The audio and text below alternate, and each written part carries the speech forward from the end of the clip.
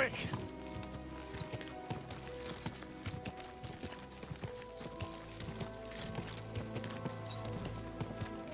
Quick! Go!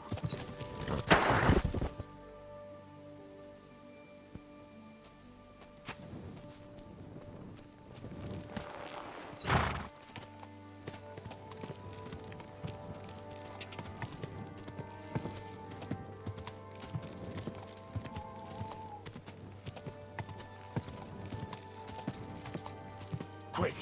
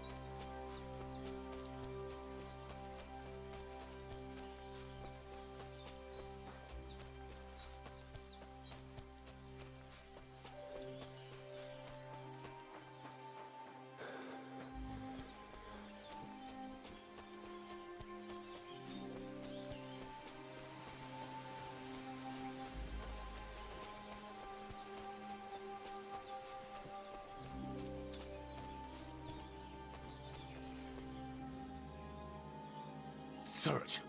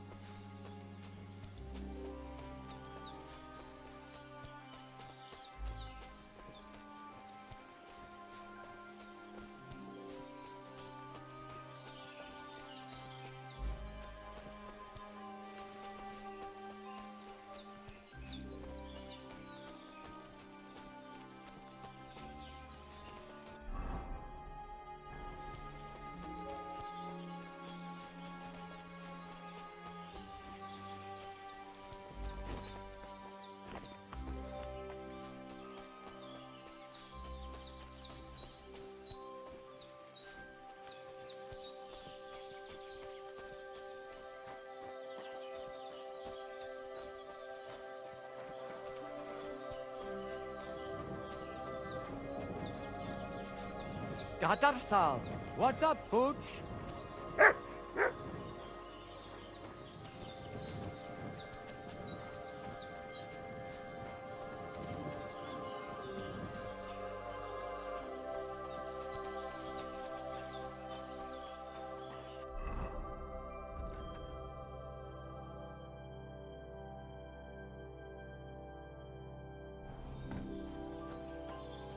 Oh, it is you, Churches.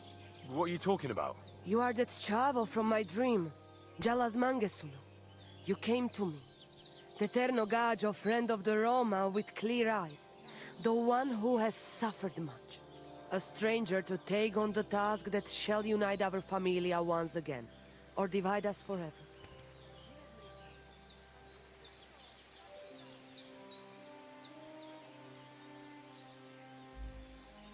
I found your daughter, Marika. She sent me to you. Thank God. And how is she, my girl? She's hiding out with her sweetheart, Bahush. She's all right, but he's in a bad way. Oh, my poor Marika. She's stubborn like her father, or she would come back to us. She asked me to get something from you that would help him. He's delirious with fever, and his wounds are starting to fester. If she sends a message home, it must be really bad for them. I will give you something. You want marigold and some clean bandages. But if the wounds are deep, you also need to bring them comfrey. But I do not have any now. Here you are. Take it all to Marika. And give her my blessings. Tell her I miss her and I am sorry about the whole thing. And that I, Aranka, do not blame her for anything. How are you doing? Laches gajo mishtes. What can an old woman like me do for you? I'd like to learn a greeting in your language. There are all kinds. But if you want to say how are you, then it is Sartukejal. And if you want something a bit less ordinary, it is Kaijazmore. But that is only said by man to man, mind you. We women say, Sotavez mrichai. Aha. And what does that mean? It is simply asking if the other has enough to eat. This is good manners among us.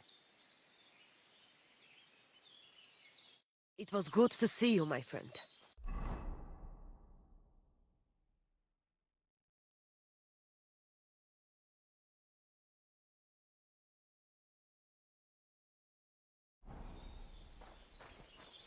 Kaijas Goro, Palsos Tejan.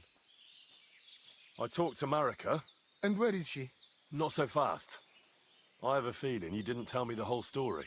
Kasmurokar. Yes, it is true. It is true. I didn't know if I can trust you completely.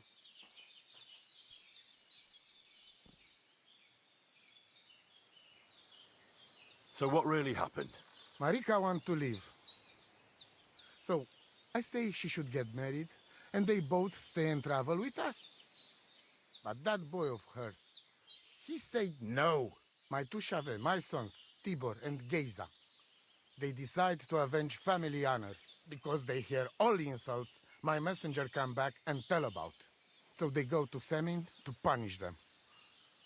Well, at the end, Marika's sweetheart gets stabbed. And before we know it, Marika gone. She's probably with him too. She wanted to save him. Tibor and Geza go to look for them. But on the way back, they meet some woodcutters. Oh. And Geza... He has Yagalorat like me. He quickly pull out his knife. But it end very badly. Geza get killed. And Tibor get captured.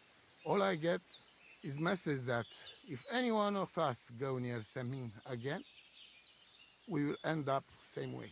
I had 2 Chave and 1 Shai. And now, I have nothing. I'm voivode of camp. But except for Aranka, there is no more of my clan here. Just nomads from other places.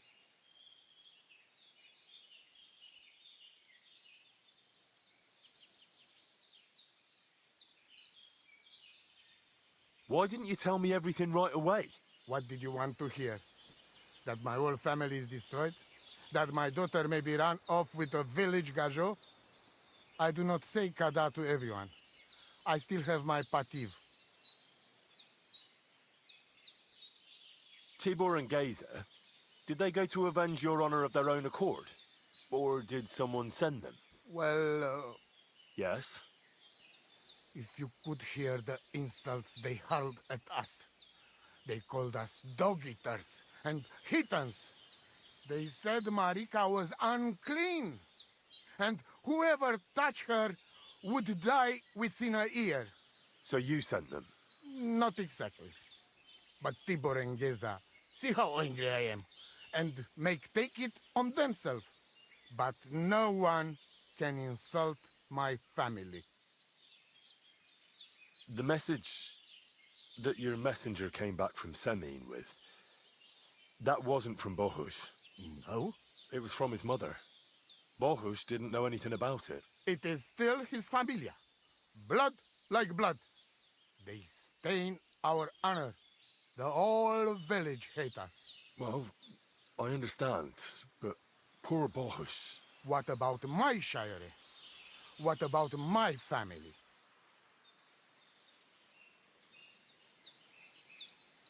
What do you mean, if you can trust me? What about all that talk about a prophecy? I said I trust Aranka, and that you will save our camp. But I need Marika for that. I made very sure I did not lie to you even once. But you were leading me by the nose a bit. I'm voivode, not saint. Well, what now? Marika's not coming back alone. She loves Bohush, who's 1 foot in the grave. And she's afraid you'd do something to him here. And that's why she wants you to give her an amulet to protect them. Amulet? My amulet? She cannot be serious. I cannot just... My family is in ruins. Although, you already know everything. You can help me. Please. Rescue Tibor from the village. Do not let me lose another son. And we must give Geza a proper funeral, our way, so his soul can finally rest. Aranka can tell you more about that, or Tibor himself. Please, I will repay you. Help my family, and we will talk about the amulet. Davez Bachtalomure.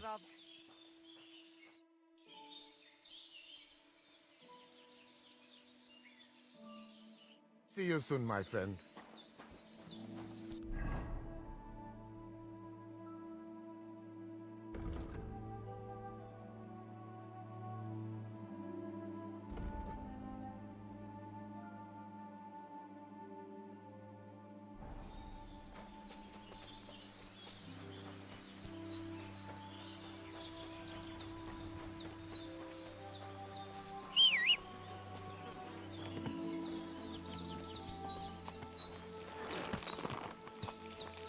Easy, easy. Nice and slow.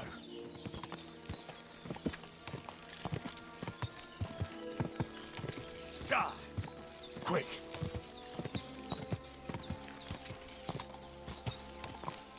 Ah.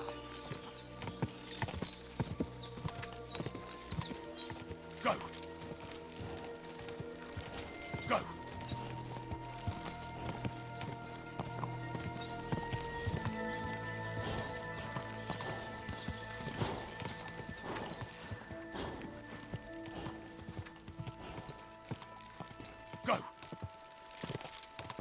Ka!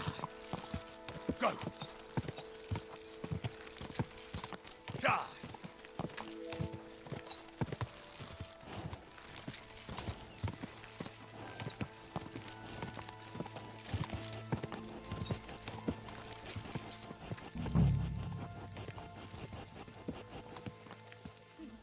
A nag like this couldn't have cost more than 10 groschen, and a stale loaf of bread.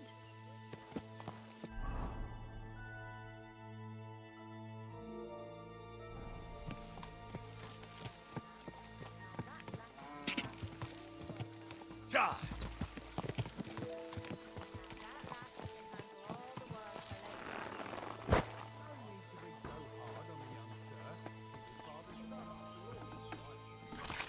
What? I hear there's some captive nomad here from the camp by the pond. I heard about it. Seems the saddler's hands hold him off somewhere. Probably to his place on the edge of the village. That's all I know. I want no part in that sort of business. I'll be with you. And I was beginning to worry what that was. If anything's missing, I know who to go and see. I'm going to check.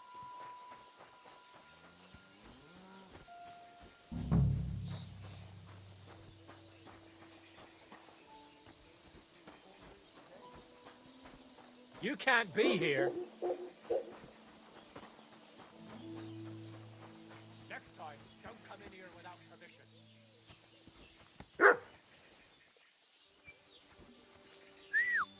God, where is that dog?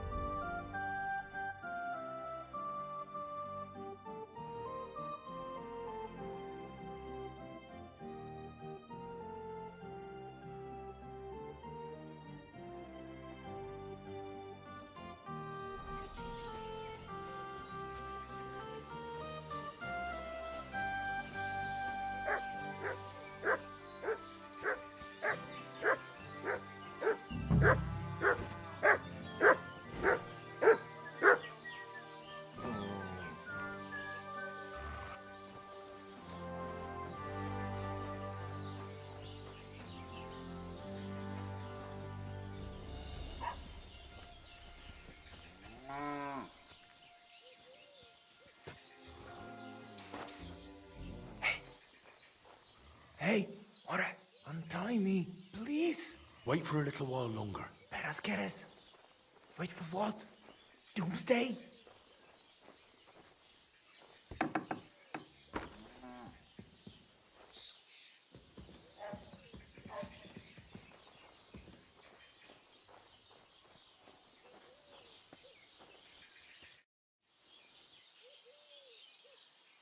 What do you think of those nomads in the camp by the pond? They're a dangerous lot. Our lad, Bohush, got mixed up with one of their girls, and they almost cut his throat. But God willing, they'll be brought to justice. They'll hang, every last one of them, the filthy rabble. Would you know where I could find a young nomad lad? He's supposed to be around here somewhere. Probably not by choice. That devil, we have him locked up in the barn, so he can't hurt no one else. That sounds very unfortunate. What happened exactly? They were probably poaching in the woods where the woodcutters caught them. The other fella pulled a dagger right away and started waving it around. But there was more of us. So the wild fella took an axe to the head and we captured this other one. But you can't keep him here forever. What are you going to do with him next? Them mangy vagrants must have a lot of valuable trinkets in their camp. They can buy him back from us. Won't you let him go? Not a chance. Why the fuck would we? I don't think this'll end well. Either the nomads will come for him or... Well, you wouldn't kill a defenseless man, would you? Well, maybe you're right. All right then.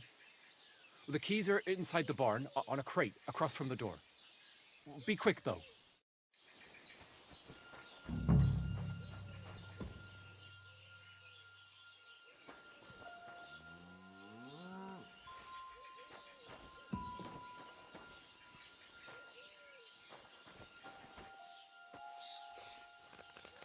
Sinjar, let's get out of here. Follow me.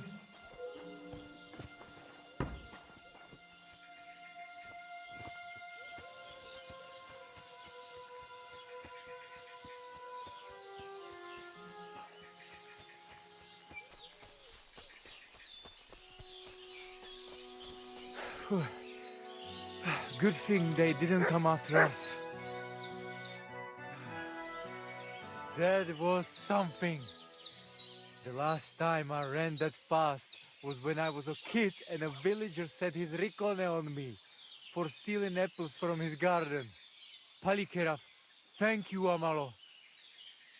Who are you anyway? Now we have finally got time for introductions. I'm Henry. The Voivod sent me to rescue you. So, you know I am Tibor then? I am in your debt, Amalo. I expect many things, but not getting rescued by a gajo. Don't mention it. I know where Marika is. I talked to her. She's taking care of Bahush. Gazer messed him up badly. I am sorry to hear that. The important thing is that nothing happened to Marika. That girl is more capable than many Mursha. The Voivod wants to bury Gazer. Did you talk to Edda about it? Not yet. She must come to stay with him, Vartinel. The two of us can at least get it ready. We just need to bring Geza to his favorite spot. But you must tell me what happened to the poor fella. Alas, Geza. I will have that picture before my eyes as long as I shall live. He was a Delino sometimes, but I loved him still. We were walking through the woods when they jump us. Geza think they come to avenge Bohush. He stepped one of them and the rest of them beat him to death with whatever is at hand. I need to know where it happened, so I can bring him back. A bit to the east of the village, in the woods by the woodcutter's camp. Then they dragged Miropral away and tied him to a tree. As a warning they say, fucking warsons. Do you know where his favorite place is? Yes, we went there together often. There is a shukar view of the woods and a cliff above babbling stream. Just go west along the rocks from the woodcutters. About 200 paces. Always along the edge. There is a nice clearing there. I will go ahead and wait for you. I will dig a hole while I wait. I think I know what I need to. I will meet you in the clearing. I will wait there until you bring Geza's body. Farewell, my friend.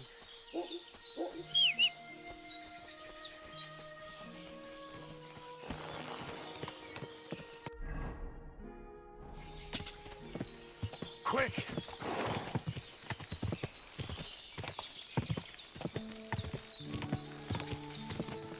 Quick! Da! Go! Quick!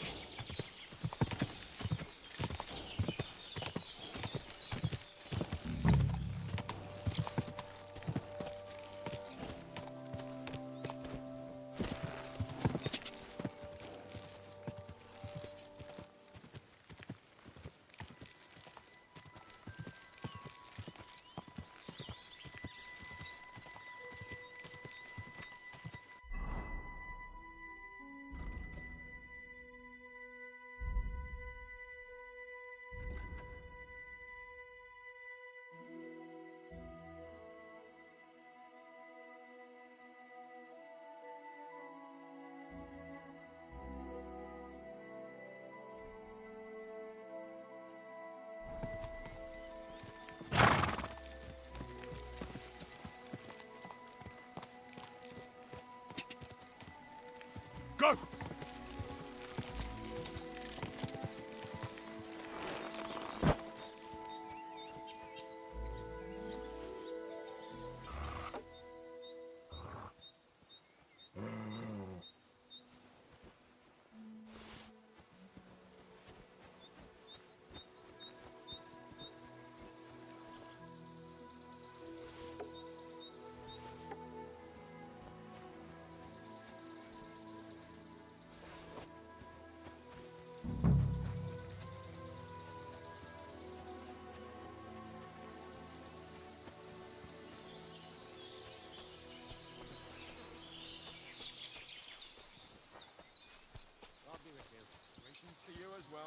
God be with you.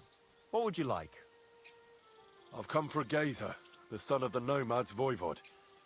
Or rather, for his body. The devil himself made him cross our path. Pulled his knife on us right away, the bastard. He wanted to stab us all. So he got an axe to the head. The foreman said we should tie the body to a tree. So's them other vagabonds see they can't mess with us. All right. I think I'll have a word with your foreman. Take care for now.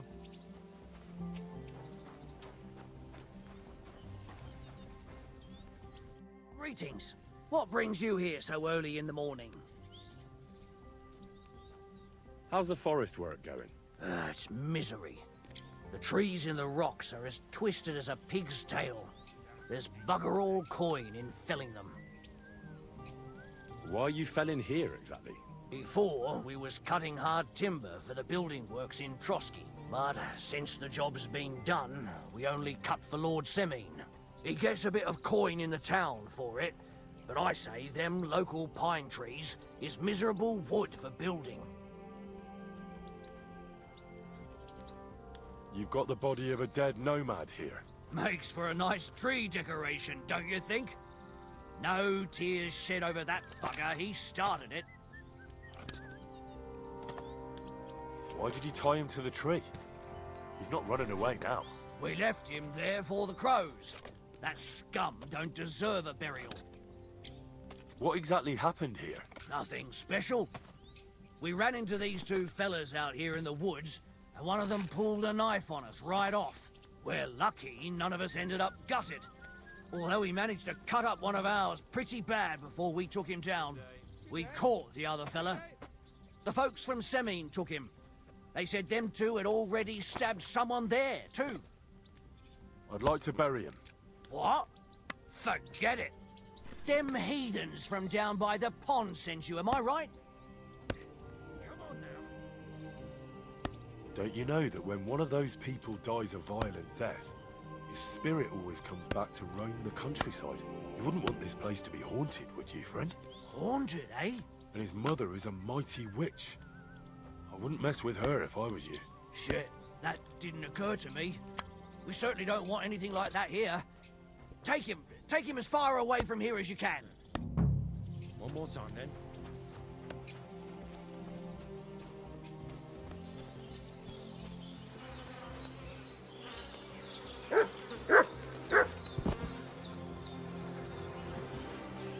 Ugh. You're as heavy as a sack of rocks.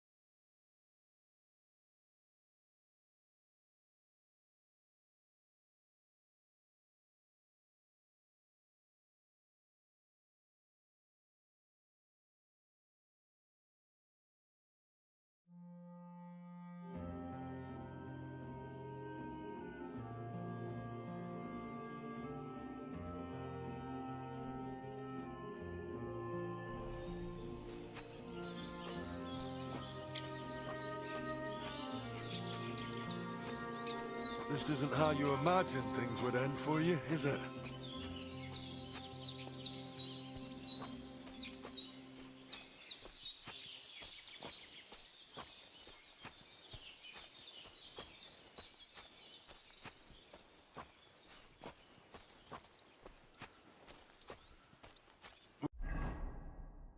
We'll be there soon.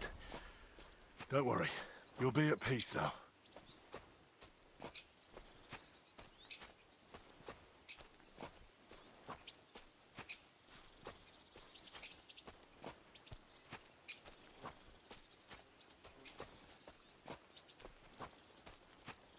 Damn. You're no lightweight.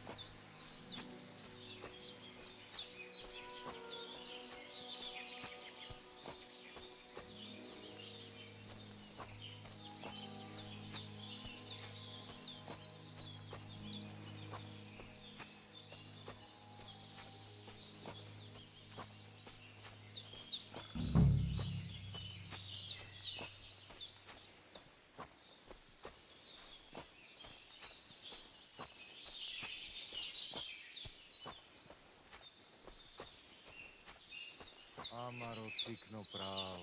Put him down here, Henry.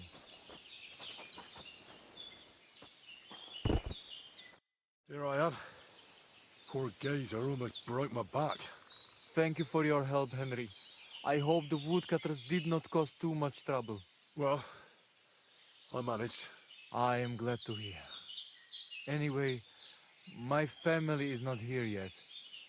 Edai must come to Vartinel. Should I go to the camp to get her and the voivod? No, I will go and get them myself. You have done more than enough for us already. And I have to bring something from camp. We must bury him with his favorite possession. That is the only way he will remain in the next world and not want to return. You stay here with him and wait until I come back with the others.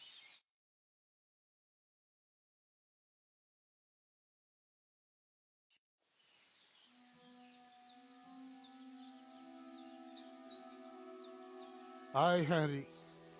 Thank you for saving Tibor. And that we can bury poor Geza properly now. Palikerauter Nogajo, you who will finally unite our familia. Now come with us to escort Geza on his last journey.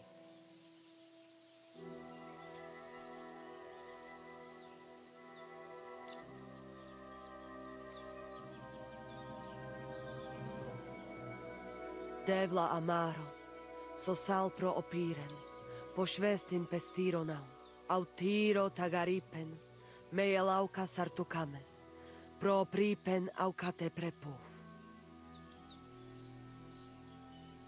Omaro amaro de amen adagives. Od mugamenge amare bini. Sarte amen od mukazolenge, so amenge musarte. Umalidia amen, androbini. Tirohin od hagaripen, tozor, to až dupinen, andresa bershkai avena. Amen. Amen.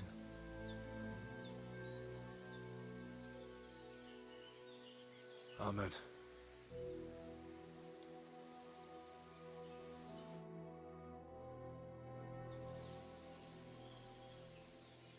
Outliving your chave is a terrible thing. It is even worse when you cannot bury them. Thank you, Henry. We will never forget this. If someone touches you, I whip them like a cur. Thank you, Voivod.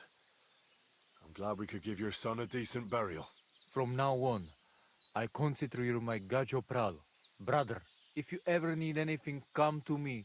I will share all I know with you, and if you ever need a place to stay at our camp, I am sure Geza would not mind you sleeping in his place. And I will keep my word and tell you how things are with the amulet. But let us now give Geza some peace. Come to our camp. We talk.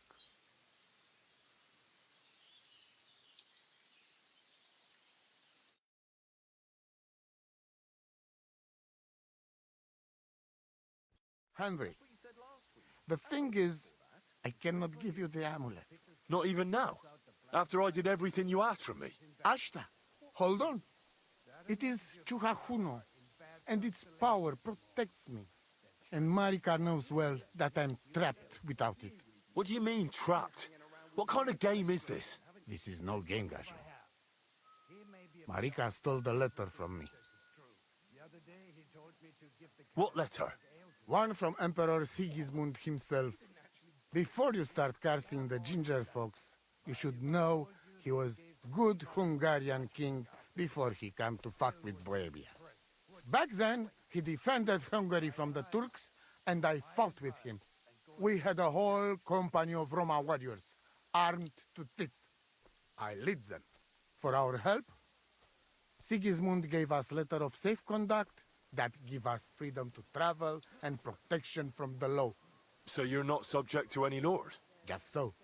He give us freedom to travel the world and judge our own people by our own laws.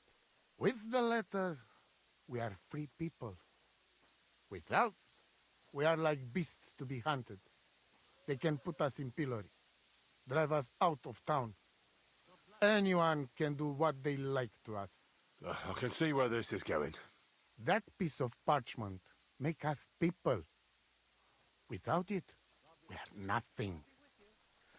The rest of the camp doesn't know yet, and they must not find out.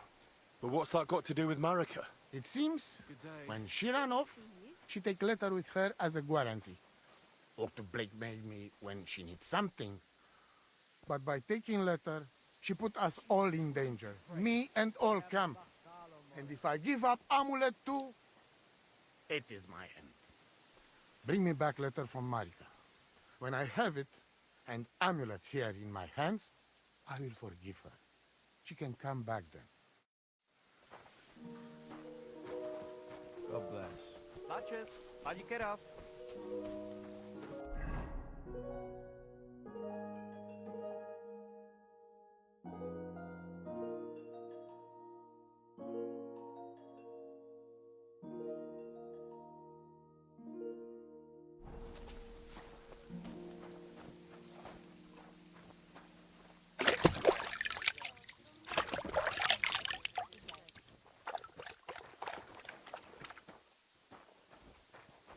Katarsal, what's up, fool?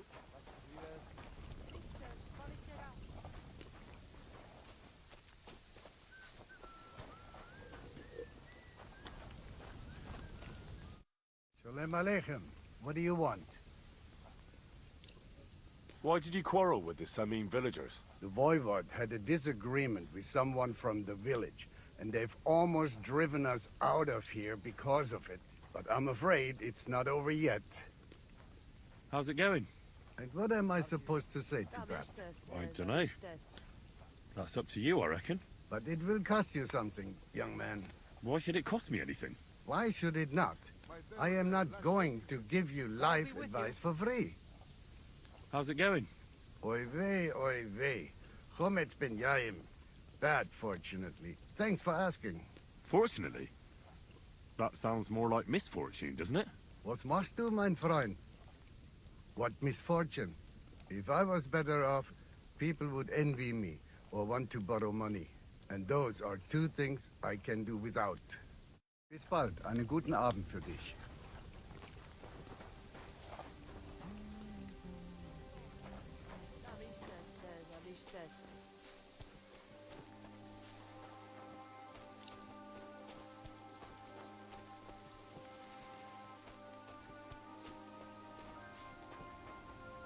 Greetings to you.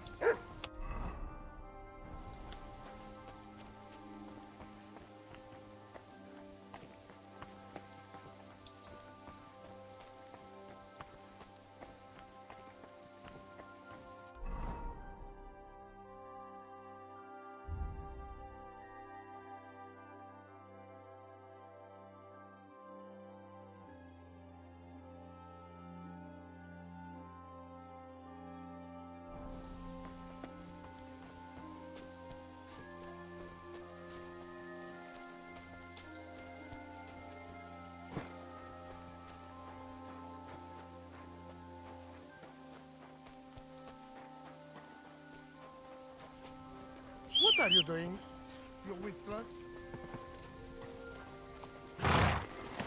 Watch where you are going.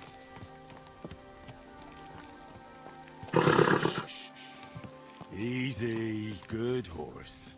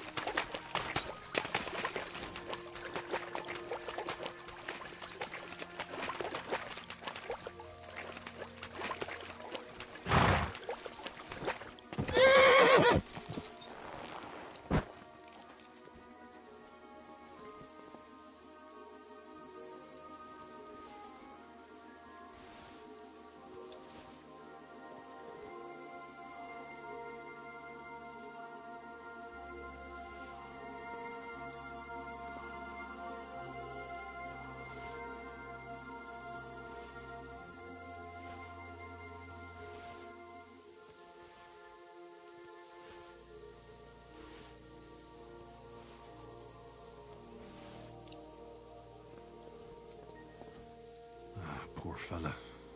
Looks like he drowned.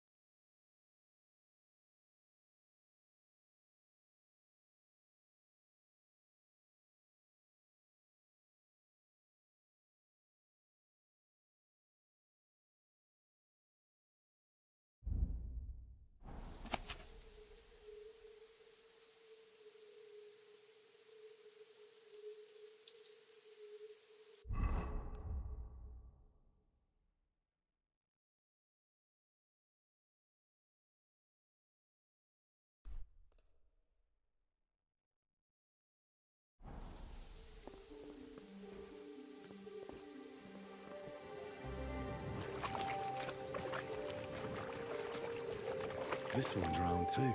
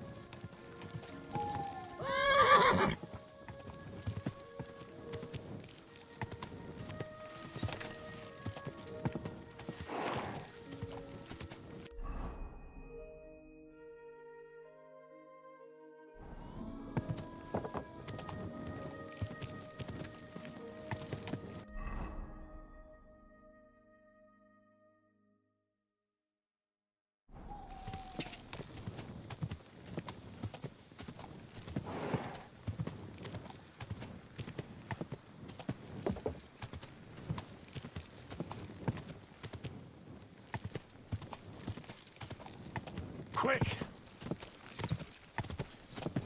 Quick!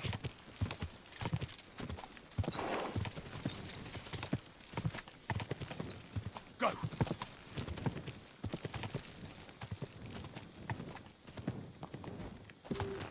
Ka!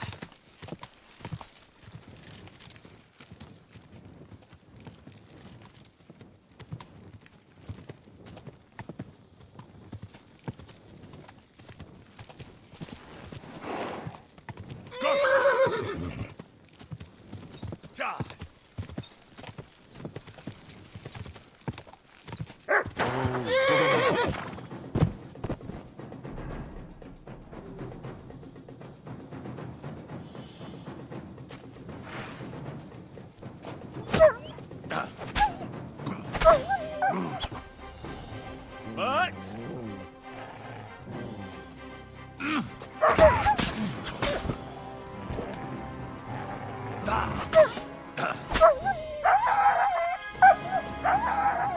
here you go. Take it.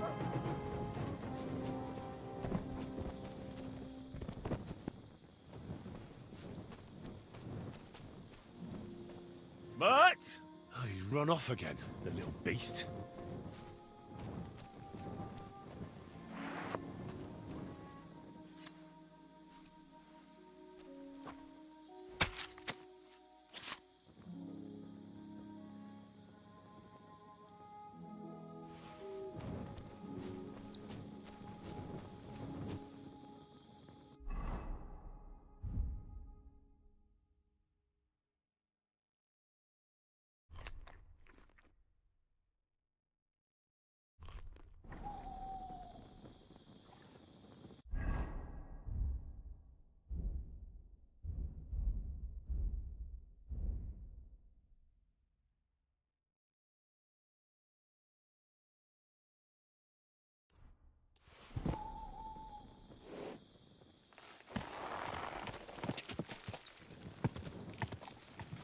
Ja! Go!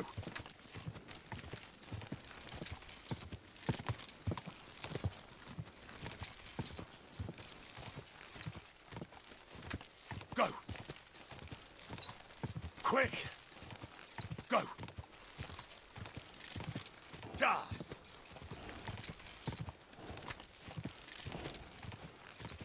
Go!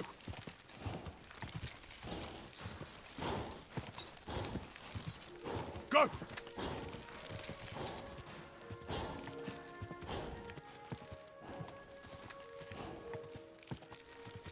Quick! Quick!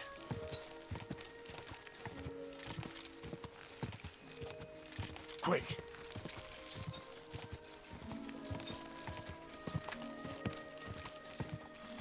Ja!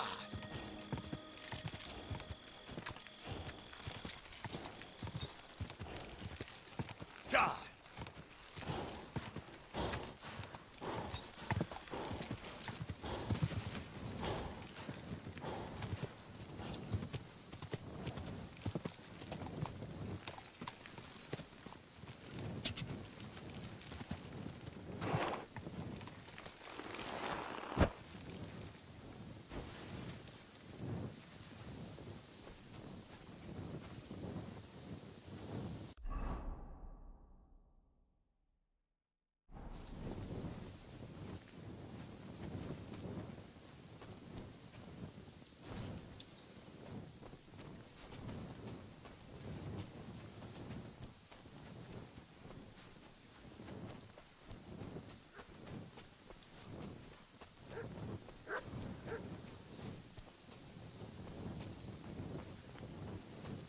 Mutt! Here, Mutt! Fuck. He's run off. Fuck. Wolves.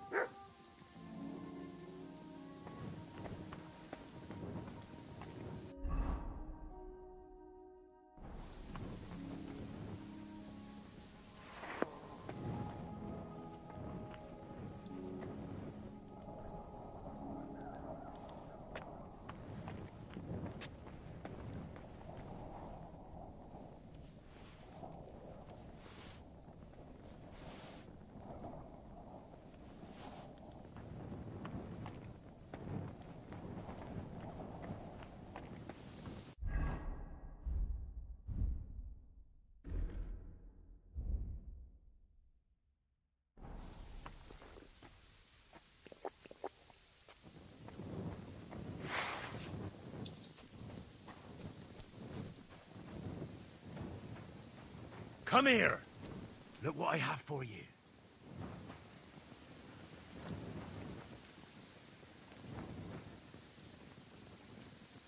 Look what I have for you.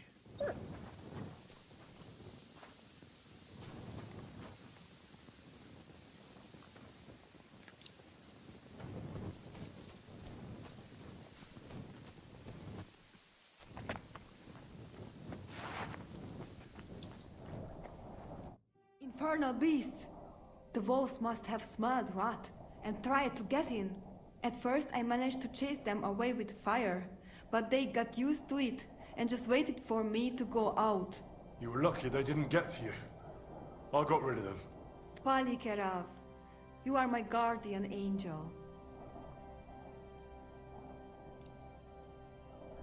I've got some remedies for you from Aranka. Bandages and marigold. And comfrey that I picked myself. Thank you, my dear mama. And you deserve thanks too.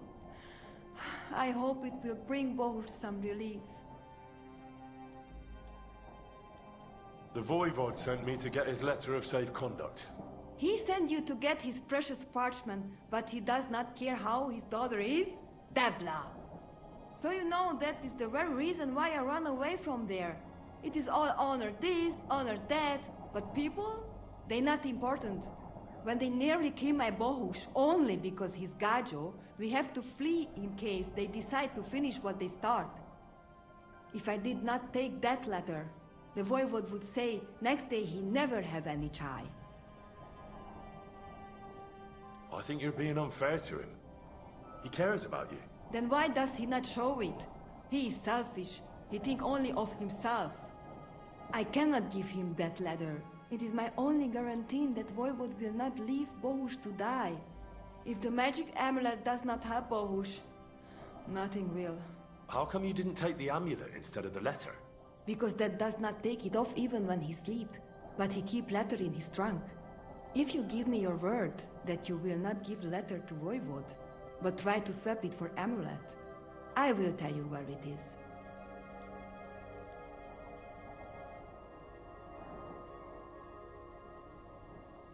Then I give you my word. I, Henry of Skalitz, son of a nobleman and squire to Lord Capon, promise you this. You do not have to pretend to be noble. Your word is good enough for me anyway. I hope Voivod will not try to take it from you by force. I don't think so. After Gaze's funeral, he told me I was under his protection. Funeral? What? Oh, you didn't know. Gazer got into a fight with some woodcutters at Semin, and it ended badly. Ay, Devla. And what about Tibor? He got caught too, but I managed to get him out. He's safe now. Sweet Mother of God, my brother. And I was not there for his funeral. Damn Voivod and his stubbornness. But I thank you for my brothers too. You're welcome. I'd rather no one else came to harm, like you or Bohush. Now, listen. If you head from here to the right and down the valley, you will come across a spring with a well and a big kasht next to it. You will find a small hollow in the trunk covered with bark. That is where I hid the letter. Baktalo Tirodro!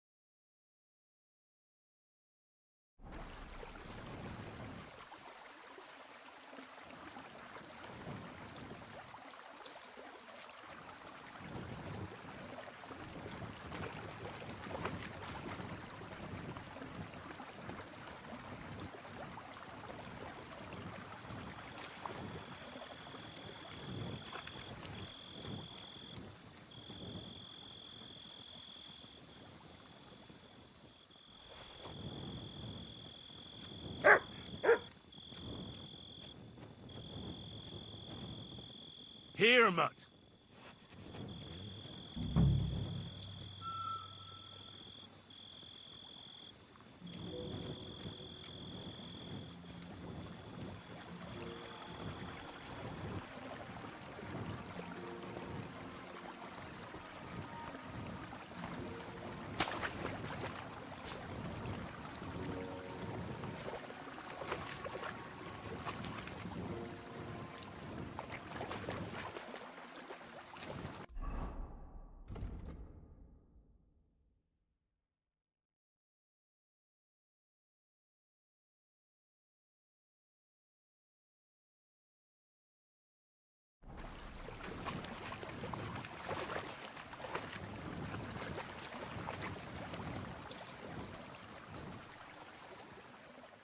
So this is the Voivod's letter.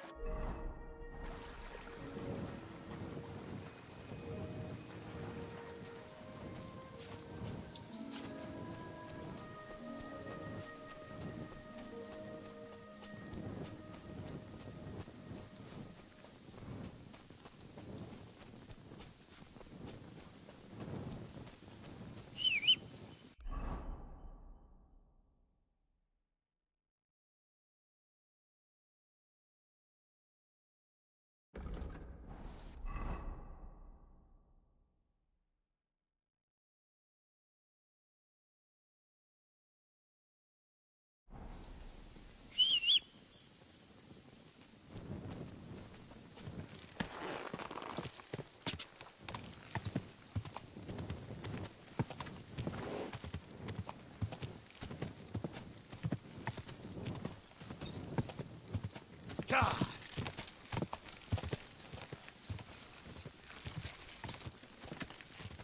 Quick! God! Go!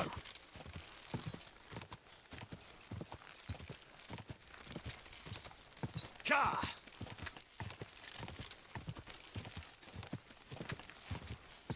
Quick!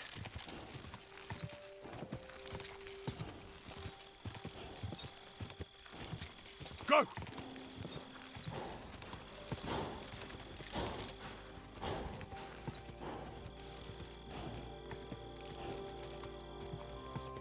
Ka! Go! Quick!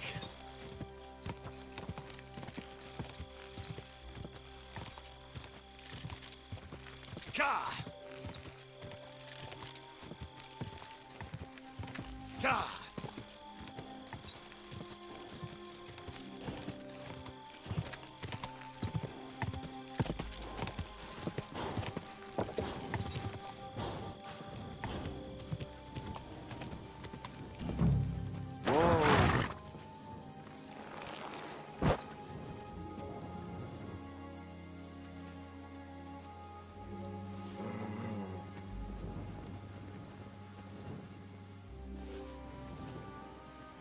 Here, Mutt.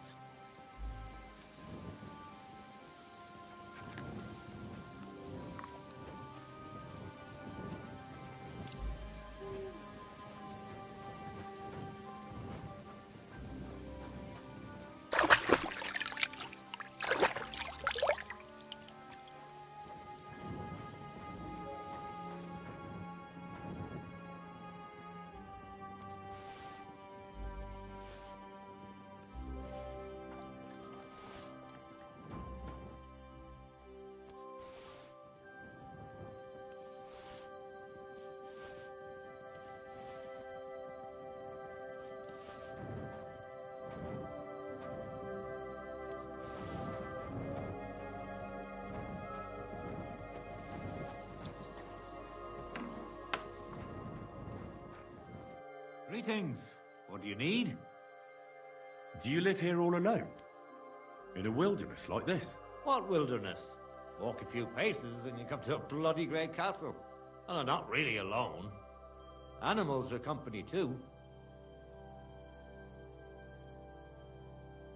I understand. I prefer being on my own as well. But don't think I'm a hermit. People sometimes come to get ointments or herbs, and I'm glad to see them. But greeting neighbors and listening to gossip every day?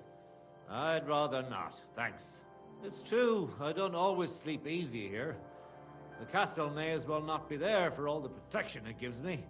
You get strange people wandering around from time to time.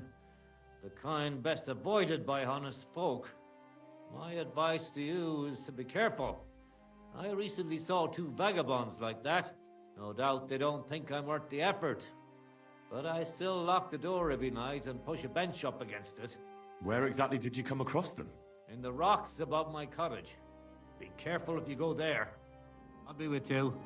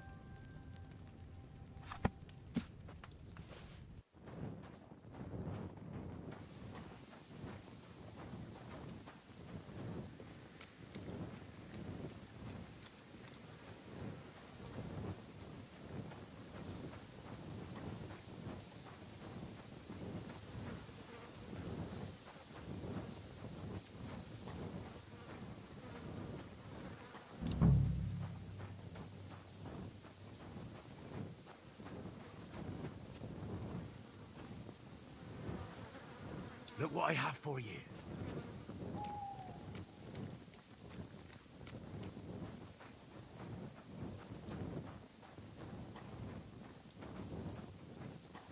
Here, Mutt.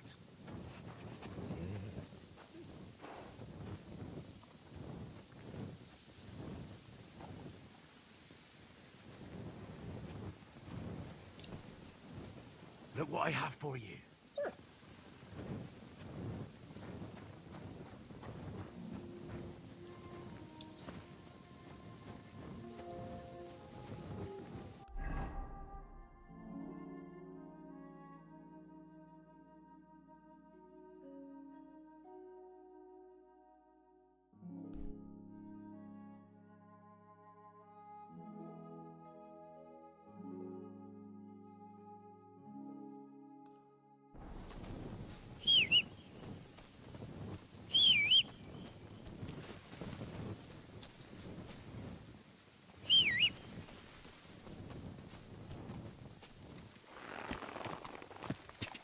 God, quick. Go. Quick.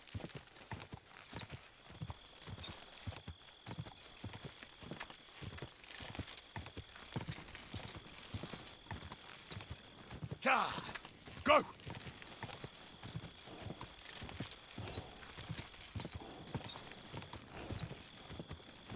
God.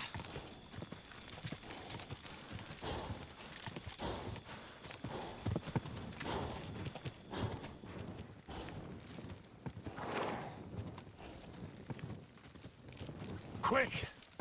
Go! Ka!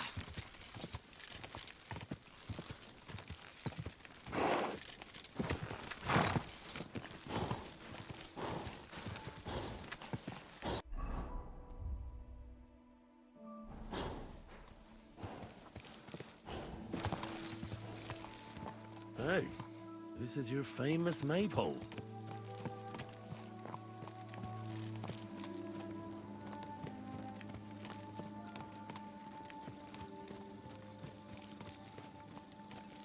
Eh? I swear, if that horse of yours kicks me...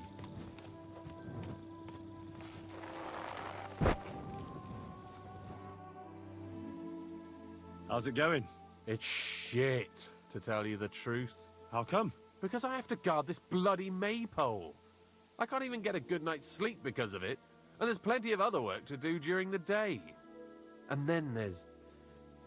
Ah, never mind. Forget it. What did you want to say? Sometimes it's better to share your troubles. Two heads are better than one, after all. I mean, if you say so, it's about Manka. I'm sure you've noticed her. She's the prettiest lass around. I must have missed her. No matter. Me and Manka love each other, but her parents are against it.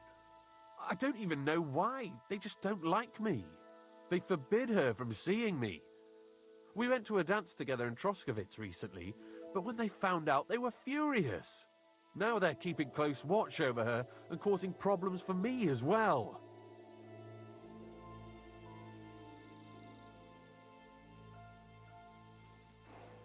Well, they can't be watching her all the time, can they? Just go out late at night sometime.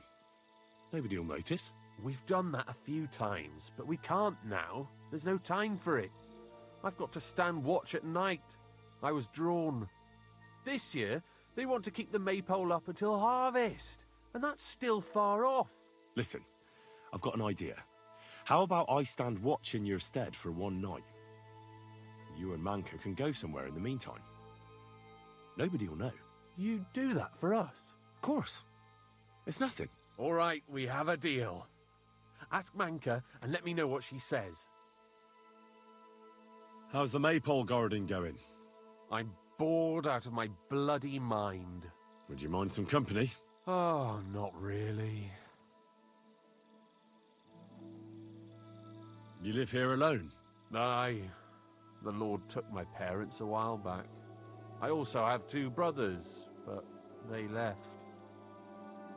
Henrik, what about your brothers? What? Why do you care? No, it's just that I've been hearing some interesting things about them around town. Pah, let them talk. I don't know anything about them. They left. Why did they leave? I'm not sure. This place isn't too bad, but I reckon they wanted to see the world. Penna left after Pa died, and Rudlin right after Ma's passing, so I was left here alone. And where did they go? Hard to say. One said he'd head towards Prague. The other decided to go wherever his legs take him. But as for where they are now, I've no clue. They both said they'd return in a year, but they never did. I hope I get to see them again. Why aren't you asleep?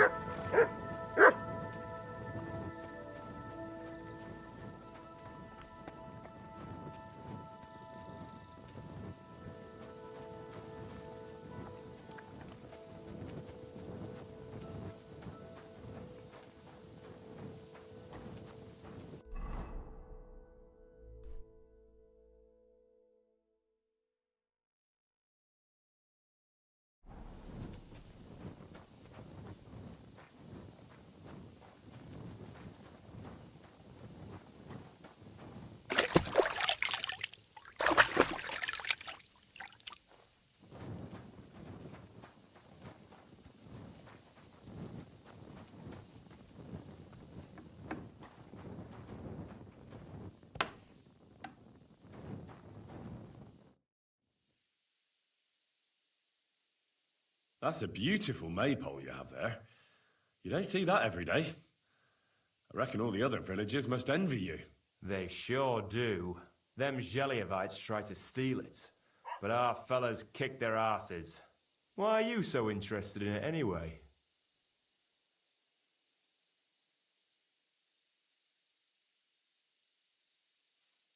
I know from experience how hard it is to guard a maypole like that. I used to stand guard myself. Well, there you go. then I'm sure you know what it's like to be envied by everyone around. And if someone had bad intentions, Henrik would show them how we do things here in Tachov. That's the one thing he's good for.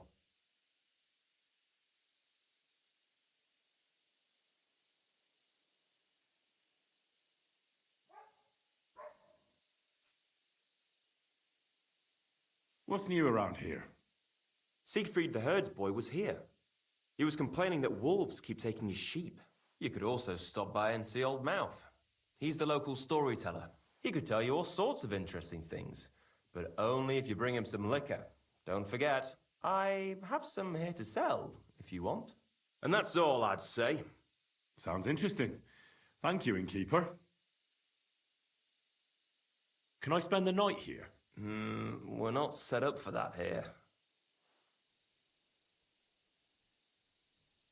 Just the one night's enough. All I need is to spend the night. For a few groschen, you can sleep on the hay. Let's agree on a price. What would you say to this? That's not enough. Agreed.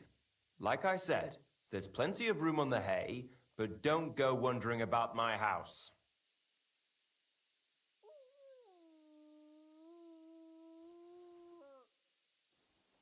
Would it be possible to sleep here sometimes? If you're not some kind of scoundrel and you pay in advance, then aye.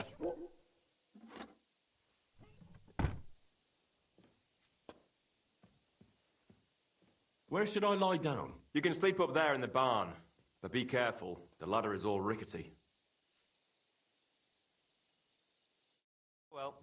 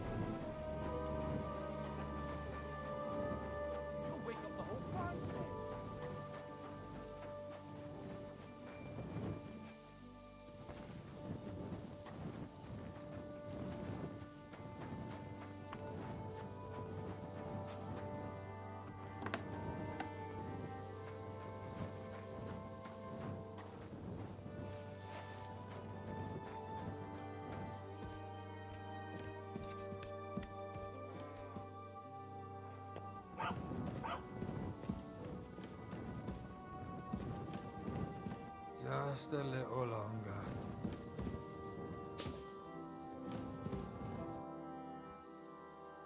What a nice maypole. It'd be a shame if something... What? Nothing. Nothing. Really, very nice. I'll say. The best in the county. Do you know why? No. Because it's the only one. We toppled the one in Jellyov. They never saw it coming. Nobody gets the better of us. I don't think they're going to try anything after that beating anyway.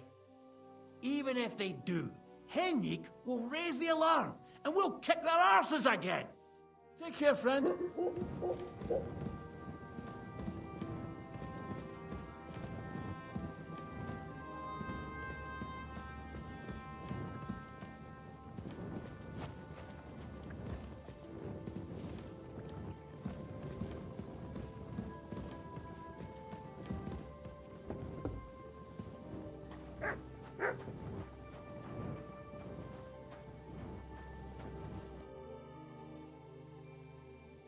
Where should I lie down? You can sleep up there in the barn, but be careful. It's good to see you, my friend.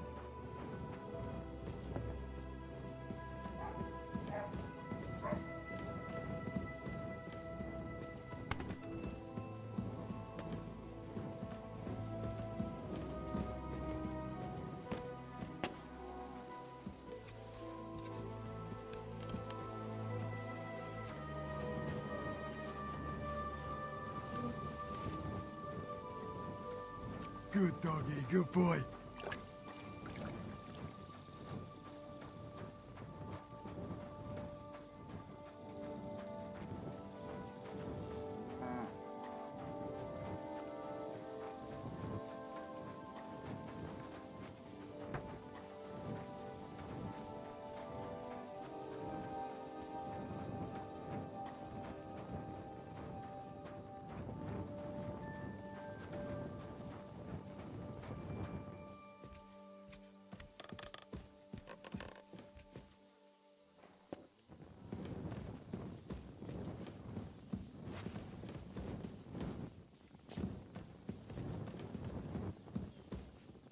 Welcome.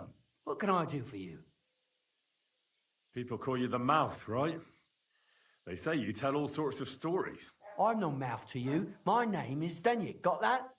What do people call you then? Bughead? Arse face? I'm sorry, Stenyak. I'm Henry. Pleased to meet you. But you were right about the stories. I could tell you stories so sad they'd make the devil cry. Or would you prefer something so scary it'll make the hairs on your ass turn white? But it's a lot of hard work for me. Now, if you had something to drink or a couple of groschen, that might help loosen my tongue.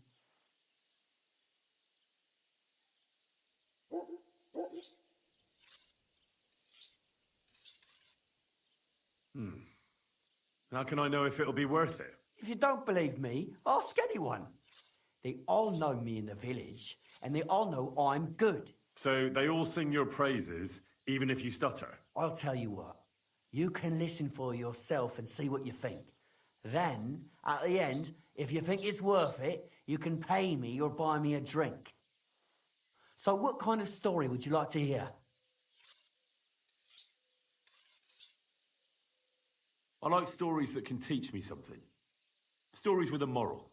Haven't you heard enough of those in church? But it's not a problem. I have just a tale for you. And it's not one you'll hear from any priest. So, once upon a time, there lived in these very lands 2 brothers.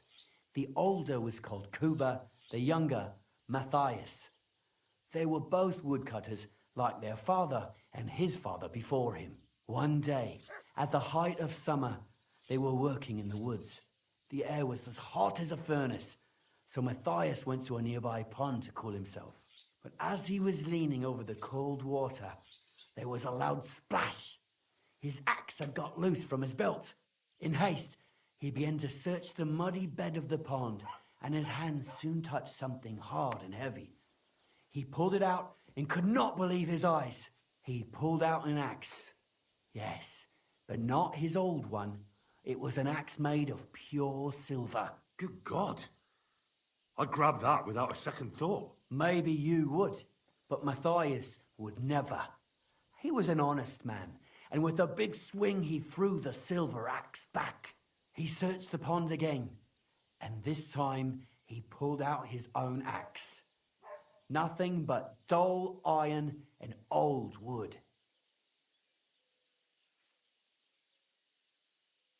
Wait, Matthias threw the silver axe back? What a fool! He could have sold it. A fool, you say? You'd better listen well. Matthias was just about to leave when suddenly a water goblin came out of the pond, silver axe in his hands, and he said, "You're a righteous man, Matthias, and for your honesty, you may keep both axes." Matthias, not hanging around for the goblin to change his mind, took up both axes, gave us thanks, and ran to tell Kuba all about it. Kuba, however, was not best pleased with his little brother's fortune. He deeply envied Matthias for his newfound wealth. So, he set out to try the same thing. He ran as fast as his legs could carry him straight to the pond, threw his own axe in, and began a pretend search for it. Yet Kuba had no luck. He pulled out the axe he'd thrown in himself. So he tried again. Tricked by sunlight, he grabbed something shiny, only to pull out his old iron axe again. Enraged, he hurled his axe back into the water and yelled, "Fuck this axe! I want a silver one!" But the water goblin heard his shameful cry and was greatly upset by Kuba's greed. So, when Kuba reached down into the water for a third time, the water goblin seized his hand, pulled him down a hole to the dark depths, and drowned him.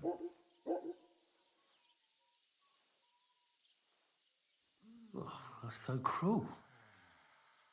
I feel sorry for Kuba. Aye, and so did Matthias. He went to the water goblin and begged for his brother's body so he could take him home and bury him.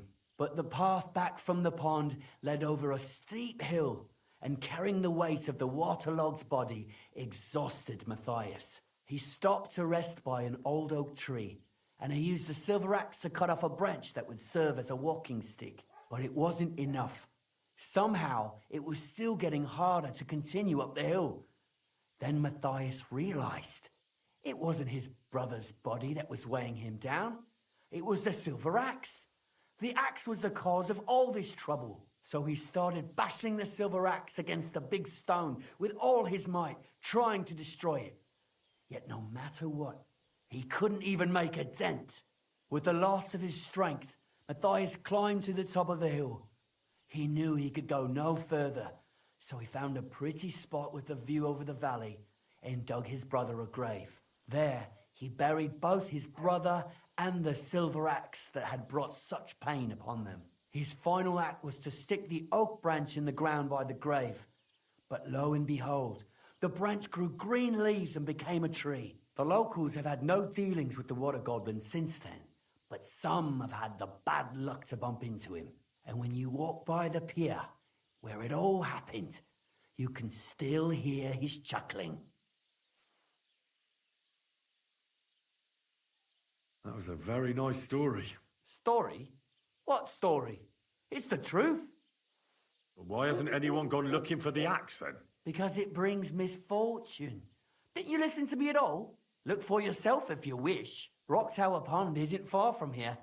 The Water Goblin's pier is somewhere among the reeds. But leave me out of it. I'm fine here with my drink. See you later.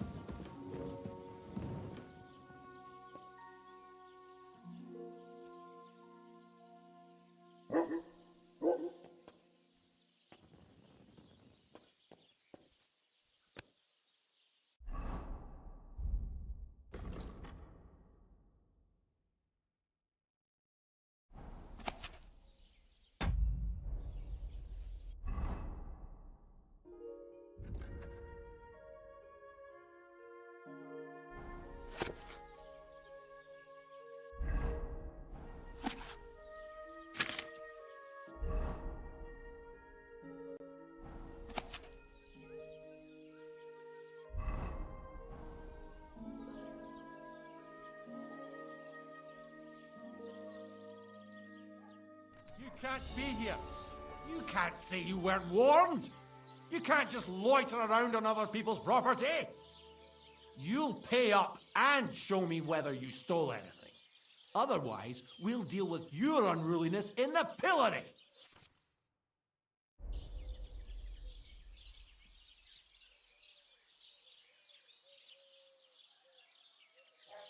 Look, can you keep a secret? What are you talking about? What secret? Look, we're both men, aren't we? Where are you going with this? You're testing my patience. It's like this. Yesterday, I met this pretty girl. She makes yarn. And you know what they say about girls who work with spinning wheels? No, what? They're really good in bed. That's a good one. Well, this yarn spinner, she was very afraid her mother would find out we planned on meeting. So she gives me these complicated directions on where to meet her. At high noon, I stood at the shadow of the tallest linden tree, and step by step, I set out. Then all of a sudden, I look around and realise I have no idea where I am. The girl's nowhere to be seen, and people are yelling at me. That girl made a right fool of me. That's what you get for thinking with your prick. Aye. I've had enough embarrassment for one lifetime. Can't we just let this one slide? All right, then. I'll turn a blind eye, just this once.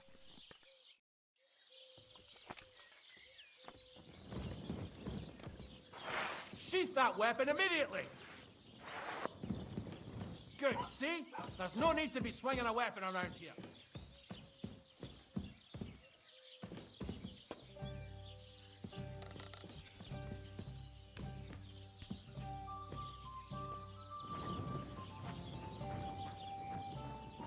Jesus Christ be praised.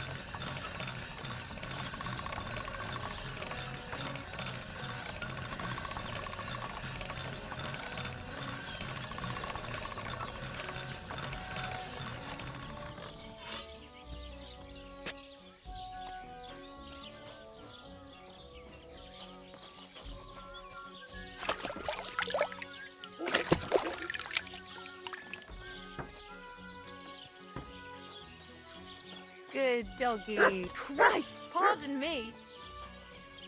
Here you go. Take it.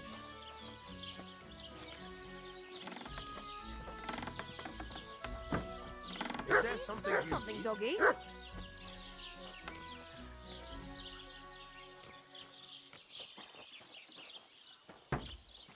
Be quiet, you mutt. God bless. I'm here then. You said in the alehouse that you could do with a helping hand at the forge, didn't you? I could. My last two hands, well, they're not worth mentioning. And what with the wedding coming up, the work is piling up. Ah, what's your name? Henry?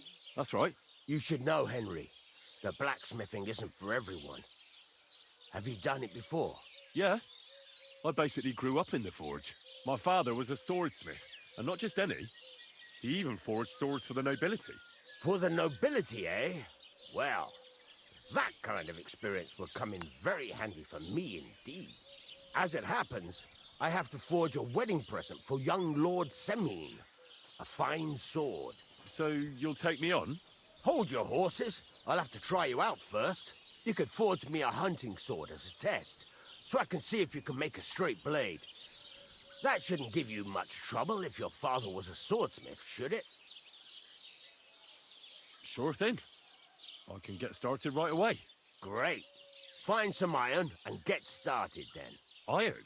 You can't make a sword out of butter, but if you don't have your own stuff, you can get everything from the chest in my forge. Care, friend.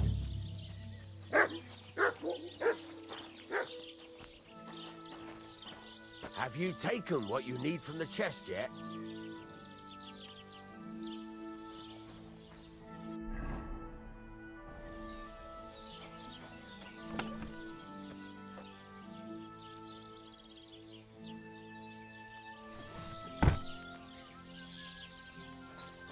Stop faffing about and get to work.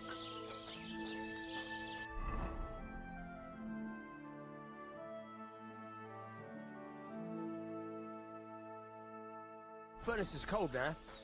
Give it a practice try. Some things, like swords, are too long to fit in the fire. You have to heat it up bit by bit. Try poking it around for a bit. Now get the furnace nice and hot. There's a lever above you. Give it a pull. It works the better.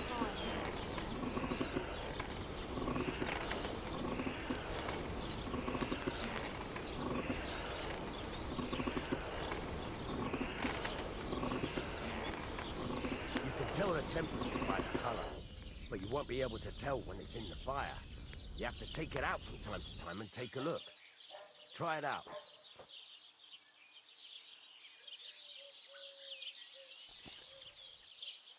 See? That's exactly the straw color we want. You've got talent, lad. Now heat up the whole thing.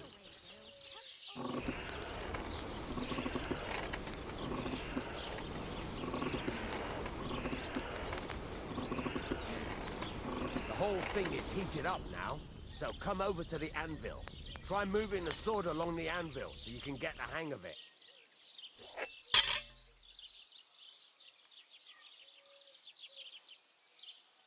Now take the hammer and try hitting it a few times.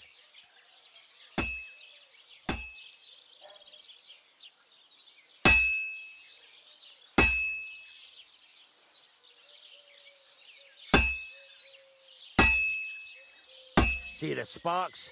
That's the sign of a good strike. The more sparks, the better. Also, you can hammer with different degrees of power. A stronger hit will do more, but it'll tire you out faster. Try giving it a few blows, as hard as you can, so I can see how strong you are.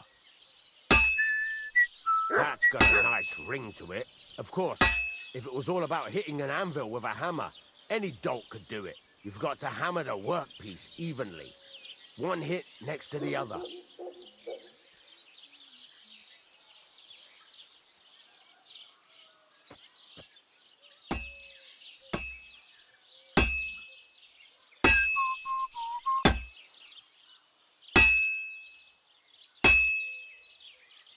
Very nice. You're doing just fine. But when I say evenly, I mean it. A sword has two sides, like a lot of other things, including myself. Turn it over and continue on the other side.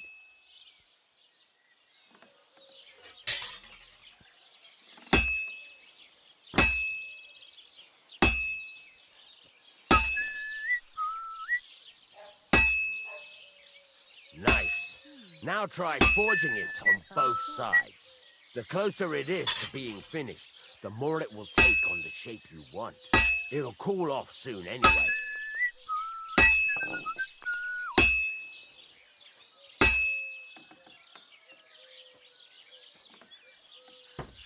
Move it. You're standing there like a fence post.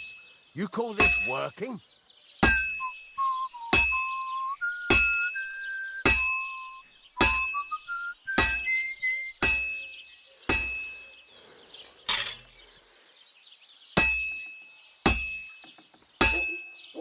It's cooled now. You can't do it all in one go. You've got to put it back in the furnace from time to time. Sometimes you've got to go there and back all day. But it's all part of the craft. Now, get back to the forge and heat it all up again, like before.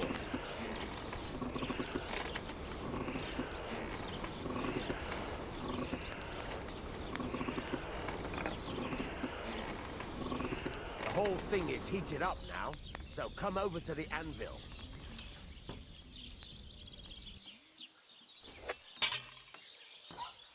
Hear that? Besides the sparks, you can tell a good strike by the sound it makes. Well struck. That's the ring you want. See how it's taking on the right shape? That's how you can tell it's almost finished. Now, I've got a piece of advice for you. Hammer to a rhythm. When I hammer a piece to a beat, the work goes by easy. Sometimes there you go. You've got it finished. All that's left is to temper it, and the sword will be done. The rest is just tweaking.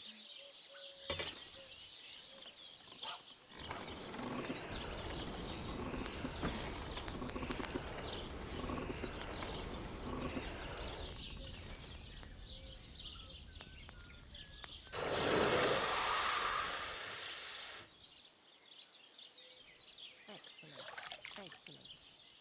Next time it'll be even better.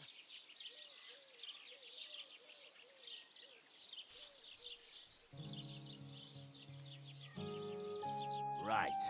Let's have a look. Very nice work. Your father taught you the trade well. He'd certainly be happy to hear that. If you carry on hammering as well as you did today, you've definitely got a job here. Even so, keep in mind, it's all about making sure every strike does its job. That's why you can't let it get cold, or keep striking the same spot. If you work evenly, each strike falling right next to the last one, you can't go wrong. Got that? Or is there something else you want to ask about?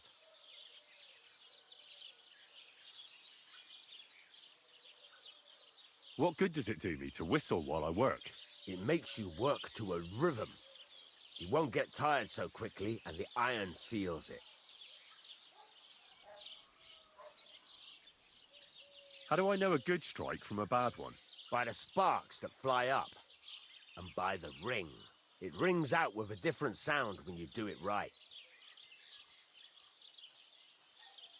What's the right way to heat up the workpiece? Do it till it turns the color of straw. Ideally, the color should be the same everywhere, if your forging's going to be even. The main thing is, don't work it cold. You just ruin it. But don't overheat it either. As soon as sparks start to fly off it in the furnace, take it out. Why should I forge evenly? If you keep hammering the same spot, you'll never finish it. You'll just fuck it up. But jumping from one end to the other ain't a good idea neither. You'd end up working unevenly. The best thing to do is aim each strike next to the one before.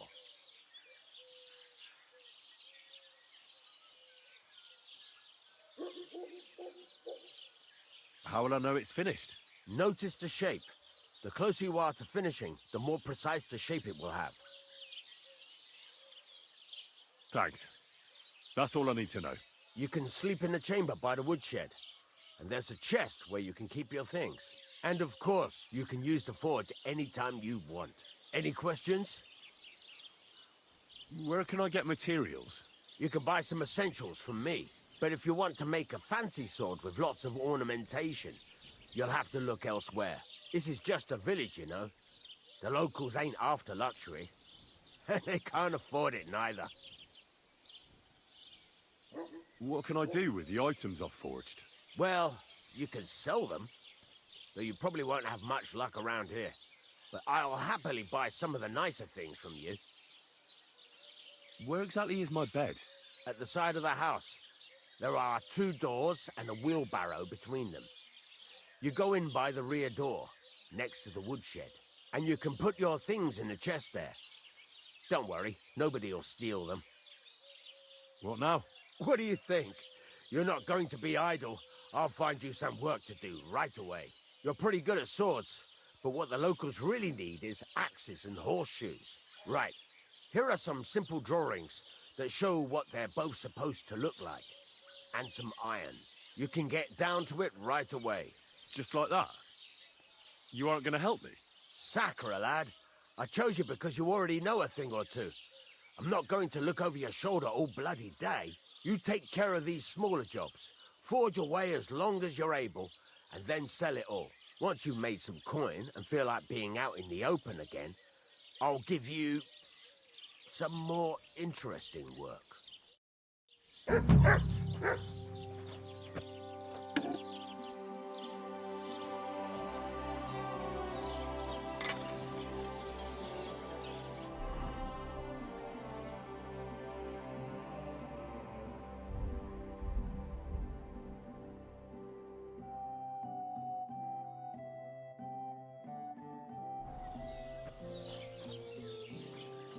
How can I help you today, friend? Show me your wares.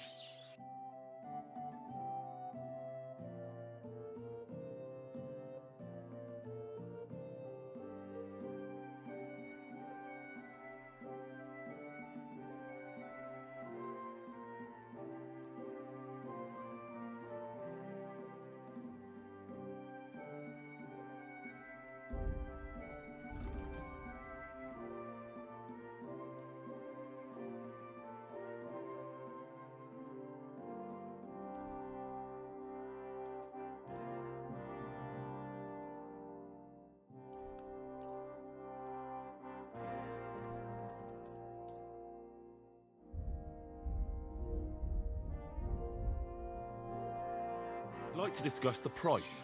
Sure. Why not?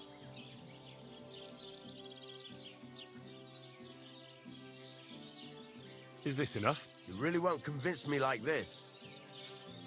Aye, you'll convince me with that price. Hope you'll be satisfied, my friend.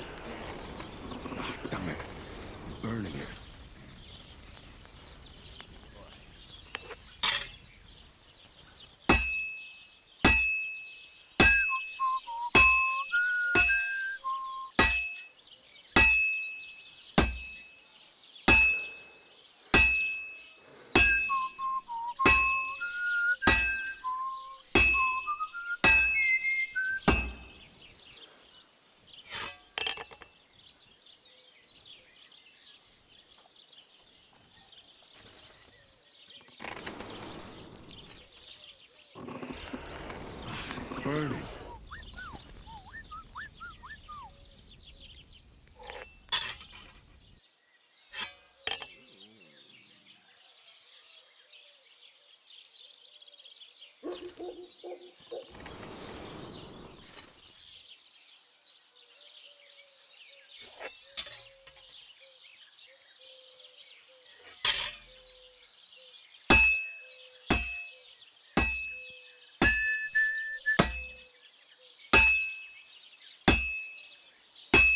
Christ almighty.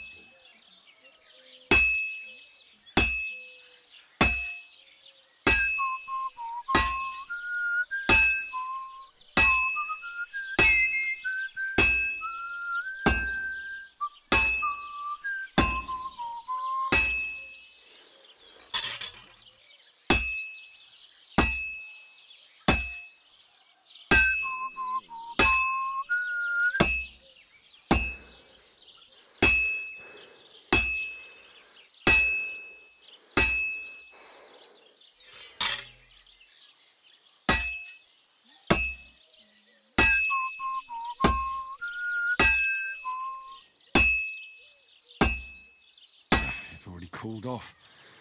It's not worth it.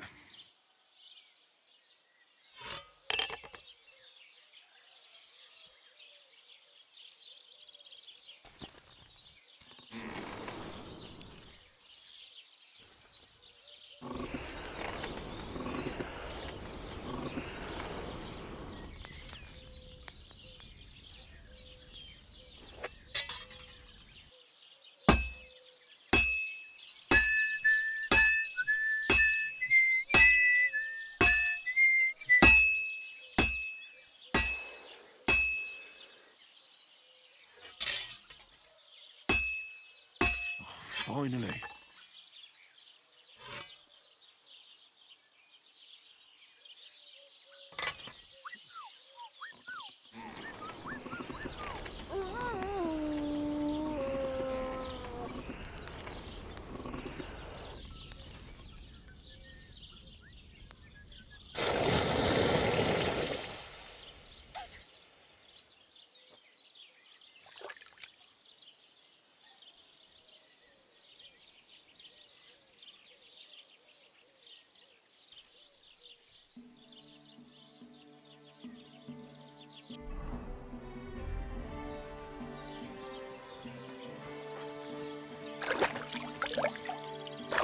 You have a kind master, eh, mutt? What would you like? I'd like to learn something. What do you want to know? One can never know enough about blacksmithing. All right, I'll show you something. But you need time for it.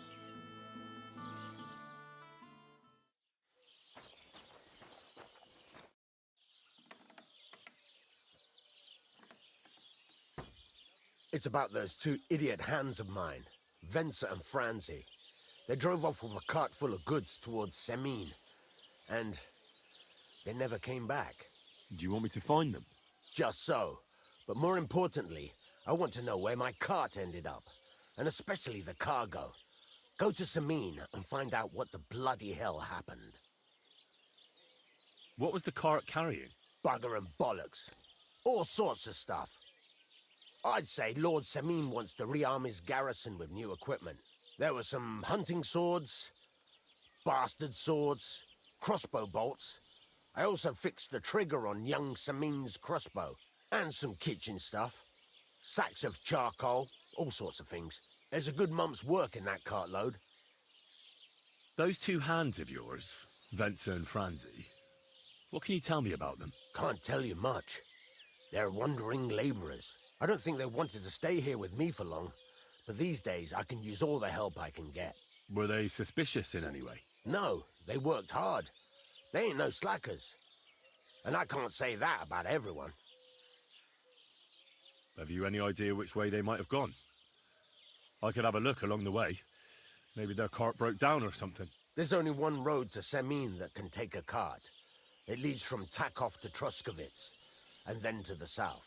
But I've got a bad feeling they got up to no good in Semine. All right. I'll get right on it then. Go ahead. And if you find that pair of fools drunk, kick their asses for me. Gladly. I'll kick some sobriety into them. See you later.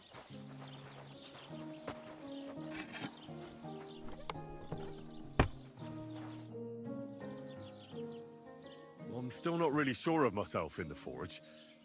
Could you show me again how it's done? Why not? Better to practice now than fuck up an order. Why don't you forge me another hunting sword? Have you got what you need? Yeah, I have. Let's see what you can do then. Care, friend. Furnace is cold now. Give it a practice try. Some things, like swords, are too long to fit in the fire. You have to heat it up bit by bit. Try poking it around for a bit. I just wanted to know if she's feeling better. It was nothing. Now get the furnace nice and hot. There's a lever above you. Give it a pull. Work your bellows.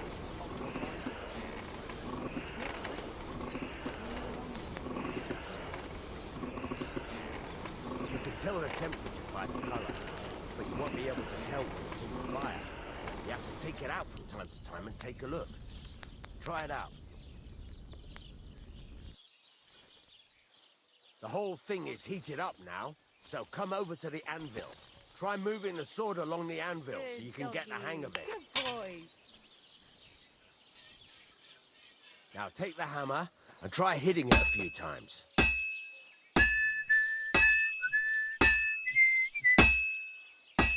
See the sparks? That's the sign of a good strike. The more sparks, the better. Also, you can hammer with different degrees of power. A stronger hit will do more, but it'll tire you out faster. Try giving it a few blows, as hard as you can, so I can see how strong you are. That's got a nice ring to it.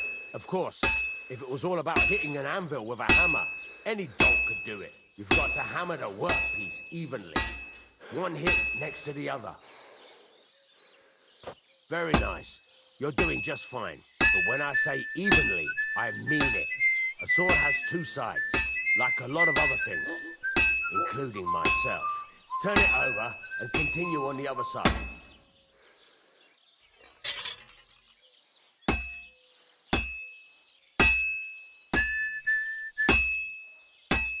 Nice.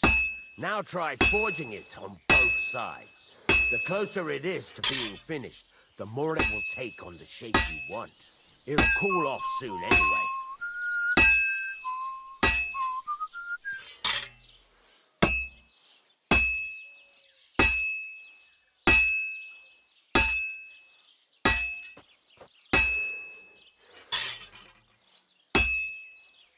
It's cooled now. You can't do it all in one go. You've got to put it back in the furnace from time to time. Sometimes you've got to go there and back all day. But it's all part of the craft. Now, get back to the forge and heat it all up again, like before.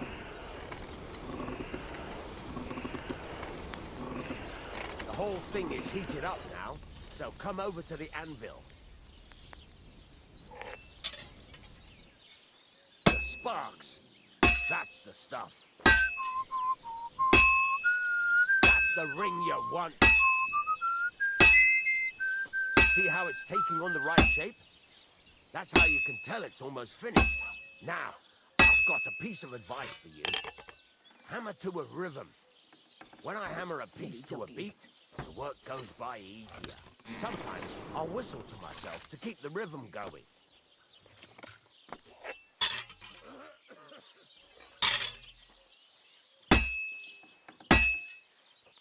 Some nice sparks are flying nicely. That's some nice whistling. It's easier to forge to a rhythm, isn't it? There you go. You've got it finished. All that's left is to temper it, and the sword will be done. The rest is just tweaking.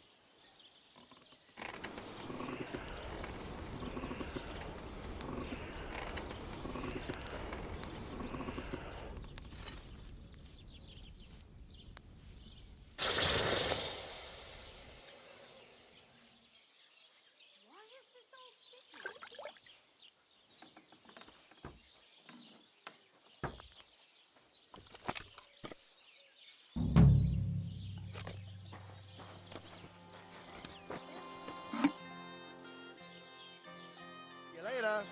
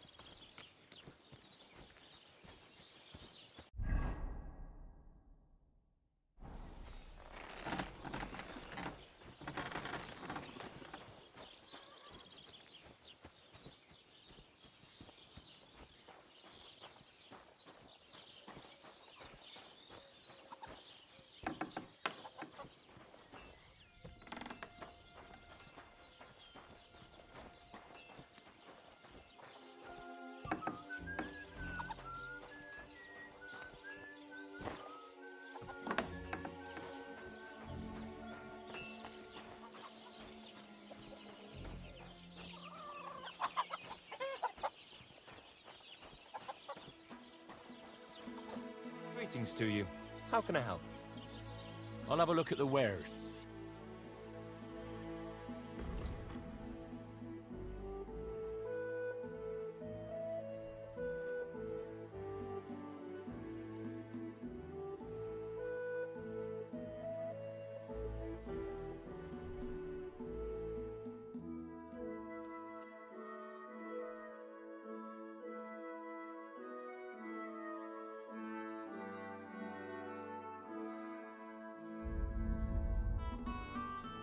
Word about the price. Sure, why not? Satisfied? You won't co- Aye, thank you. And a good day to you, friend.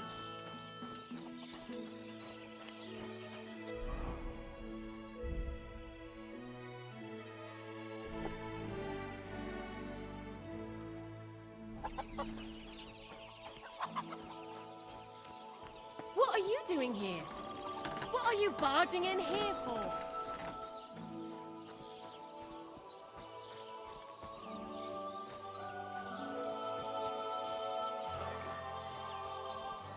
Greetings to you.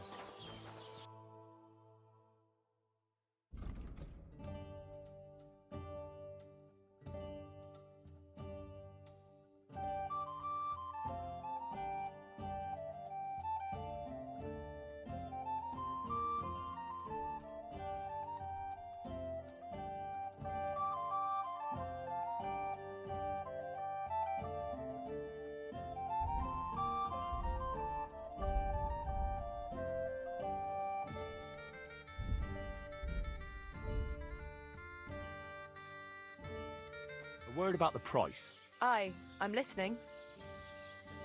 Do you accept? Less. Finally! Pleasure doing business. God be with you.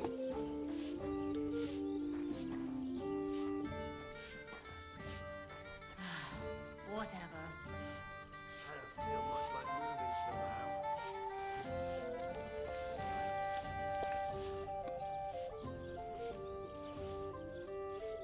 God be with you. Come here. Here you go. One beer. Take it.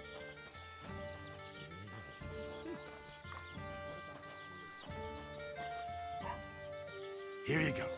Take it.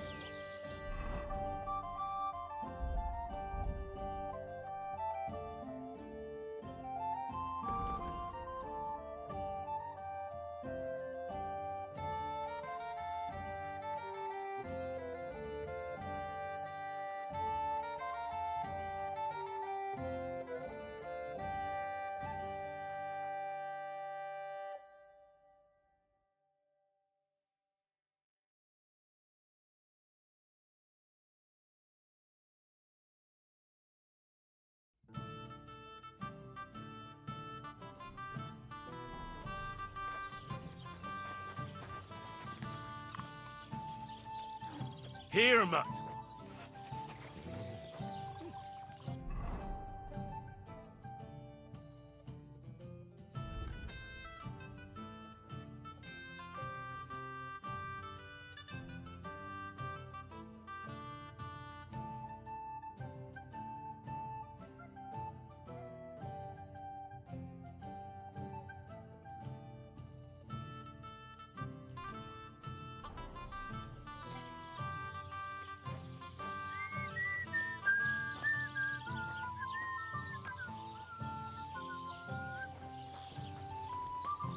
Look what I have for you.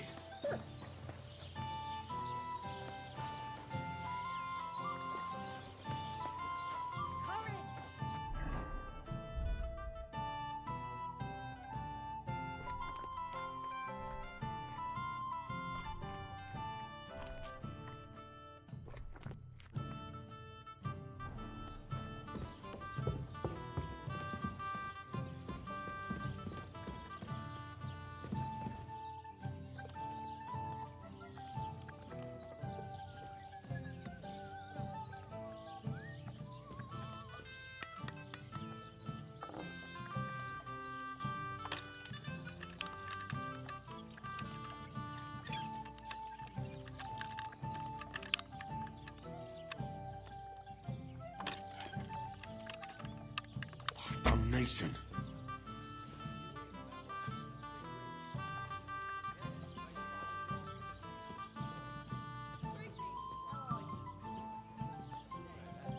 What a load of shit.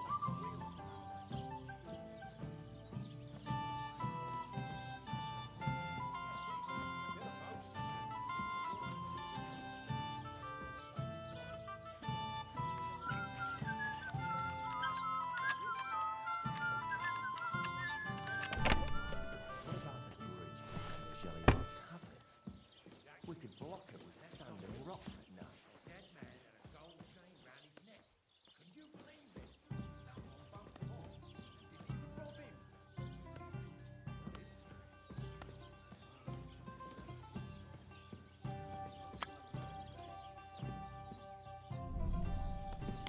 Ah!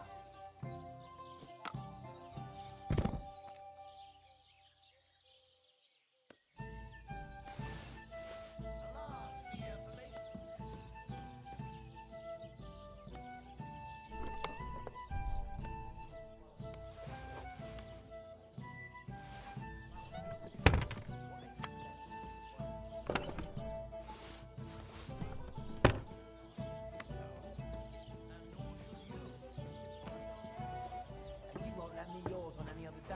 Go and see the priest first. He says it's all right. I'll be happy to help you, friend.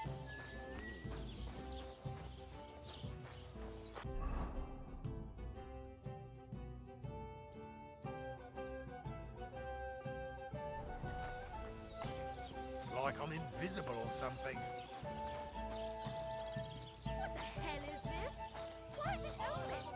What would you like? I'll have a look at the wares.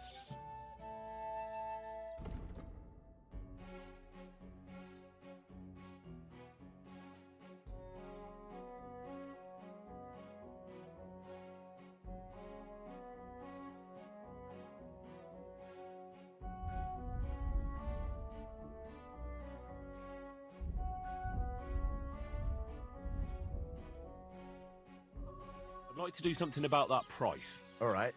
I'm listening. Is this enough? You really won't. Aye. Thank you. And a good day to you, friend.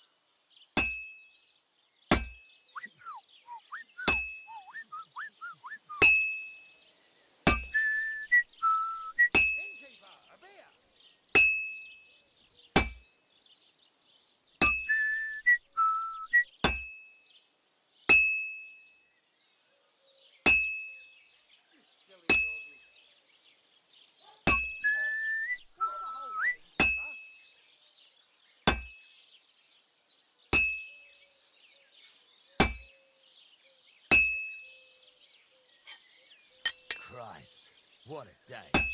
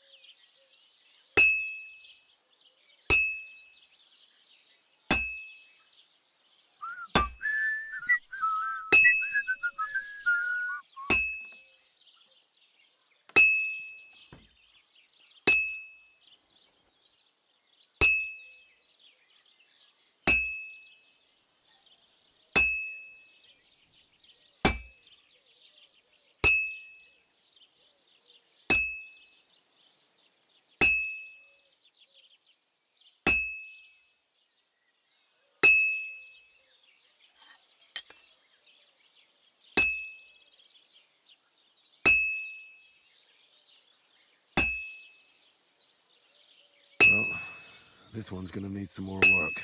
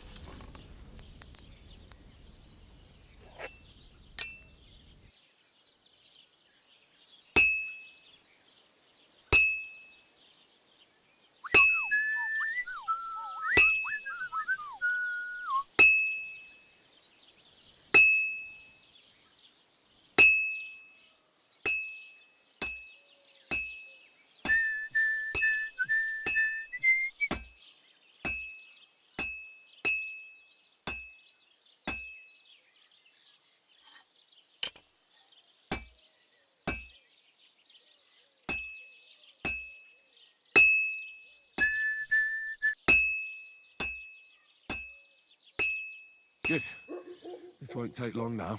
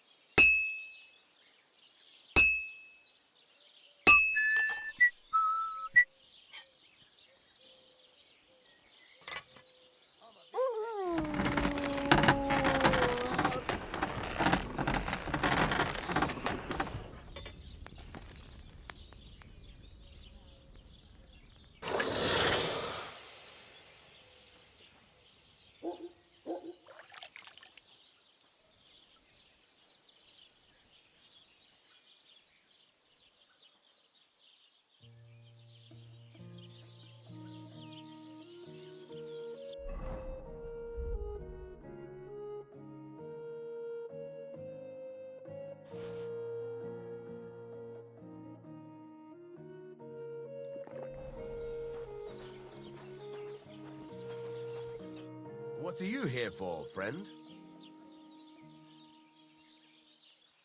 Can I ask you about that cart? What is it you need to know? All right, I'm on my way. Time's waste. I'll have a look at the...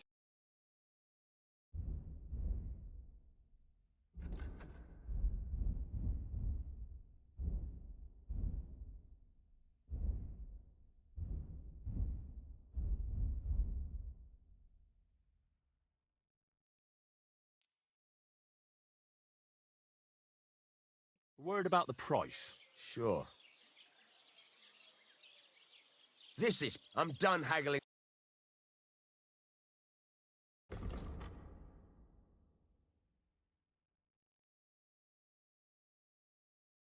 Pleasure doing business. Take care.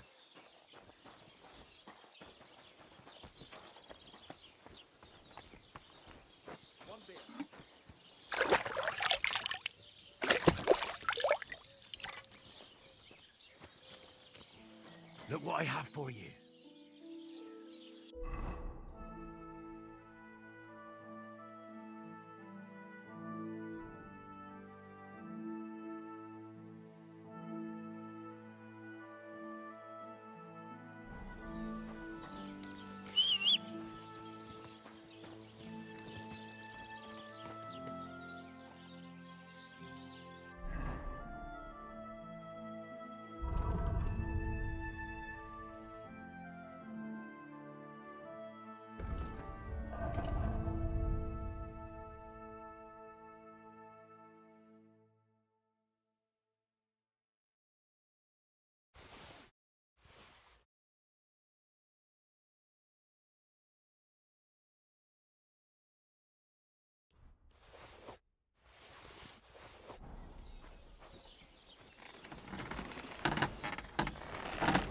What can I do for you?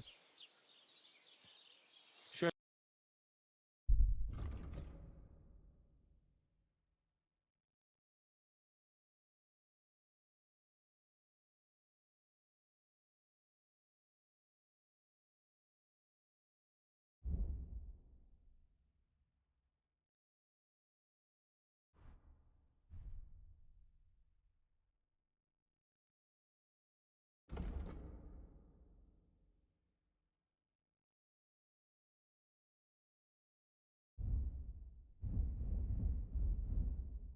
Take care then. And thanks.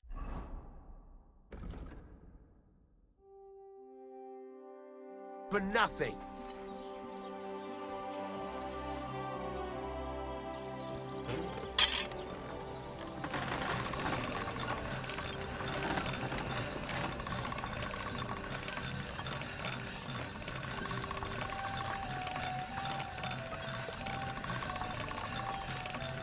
I wouldn't want that there.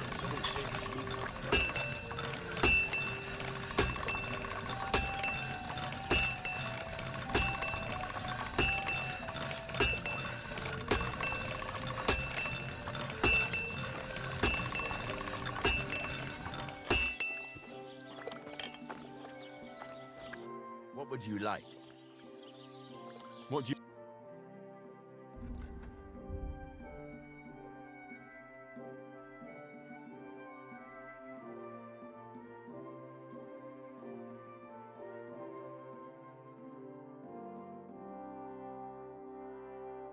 Thank you, and a good day to you, friend.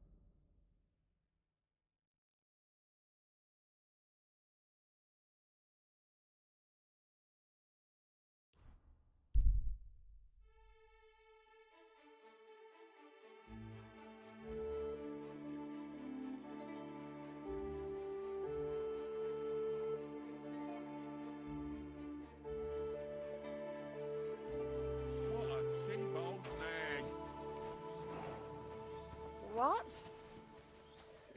What was that sound? Hail, good man. Want to warm up a little? Greetings, sweet maiden.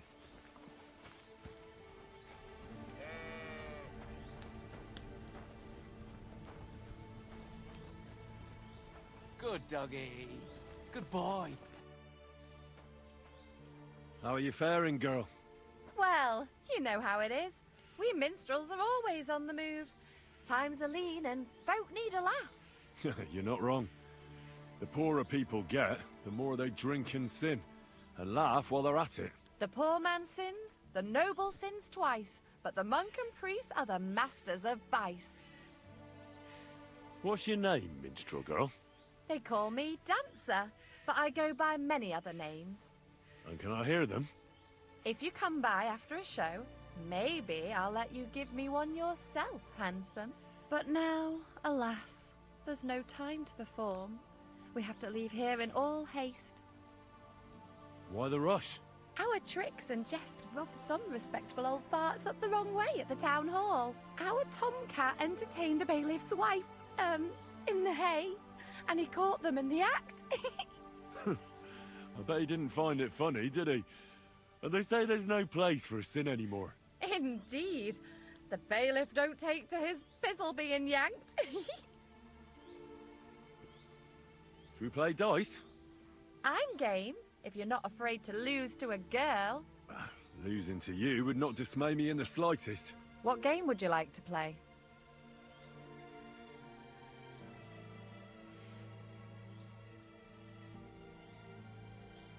Wagoners!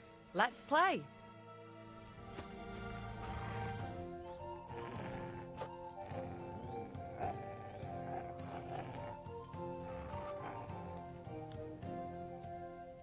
I hope luck will be on my side today.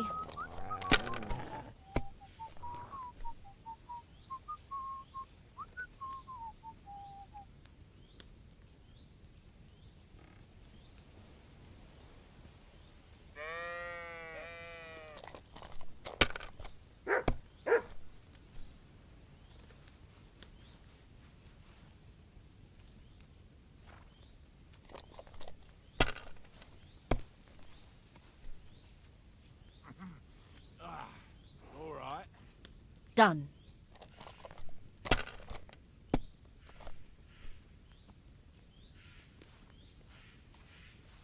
I should get going. What a disaster again!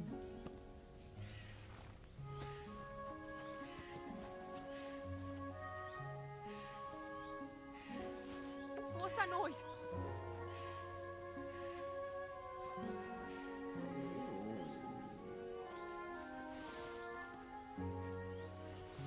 What's that I hear? Are you Let's see kidding? what you've Stop got. that! What's going on here? What was that?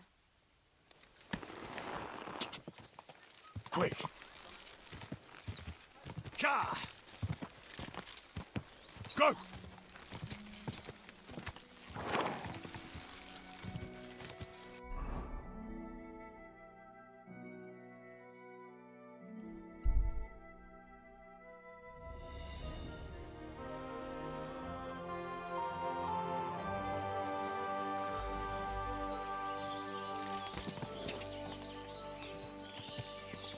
Good doggy.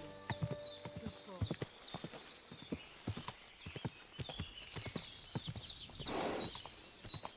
Whoa! Whoa!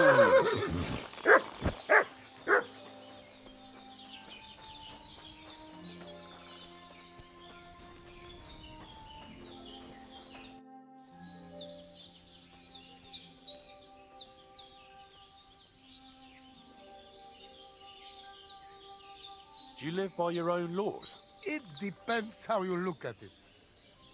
We have our laws of family and traditions, but we also honor law of God and laws of places where we stop on our travels. As voivod, I judge my people by our laws.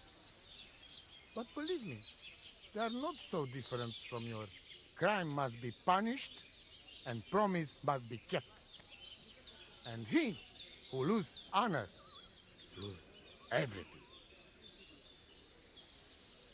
Tell me something about that amulet of yours. It give you no rest, huh? I get it in my cradle already as newborn baby. They say from the fates themselves. And since that time, I always carry it. It is Churahuno, magical. And I tell you, I never have in my life cause to doubt it. As long as I have magical amulet on me, nothing can happen to me. You and Marika are not the first or last ones who would like to have it. But I will not give it up. Shosha. How about a straightforward exchange? The amulet for the letter. What kind of gajo deal is that? The amulet and the letter are both mine! Mine! If you have the letter, give it to me.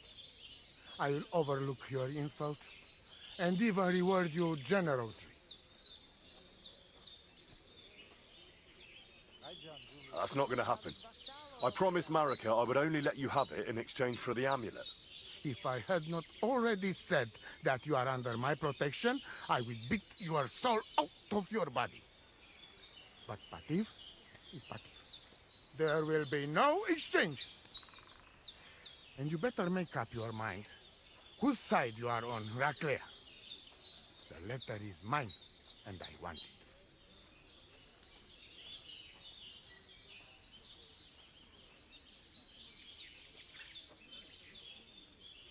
What was Geza like? Geza, my poor son, what a loss. He have hot blood in veins. He easy do work of 3 men. And when he put mind to something, nothing stop him ever. But it was same when he lose temper and want to fight. Then even I stand aside because he see red before his eyes and not even know his father. But we not speak bad about that. I'd like to know about Marika. She my only child. But she be more like me than my 2 sons put together. If she be boy, she become voivode after me. Women can't be leaders of the camp. You think you're clever, Gajon, huh? So, how many women, bailiff, queen, or captain you name, huh? We are who we are. And this, our tradition. What can you tell me about Tibor? One day he be voivode. He's sly like fox. He can talk his way out of anything. He's still young and not so much interested in politics and trade, but when he is older, he make name for himself. Aveți bahtalo, more.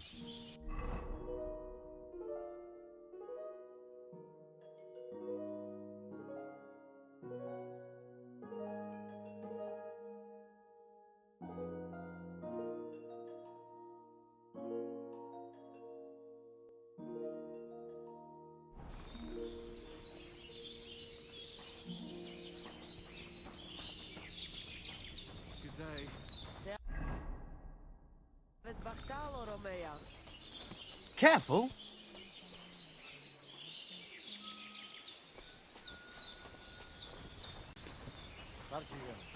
Mister,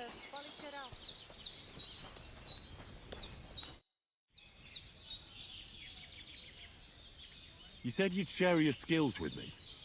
Is that offer still open? Indeed, it is. The forest is my second home, so if you want to get to know it better, you only have to ask. Apart from shooting from a bow, I have also dealt a few blows in my life, and taken a few. So, I know about fighting from both sides. Sounds good. I'll be glad if you'd share your knowledge with me. And what do you fancy the most? God bless. Teach me to understand nature better. If you know where to look, you will find that Mother Earth will give you everything you need to live. So, pay attention.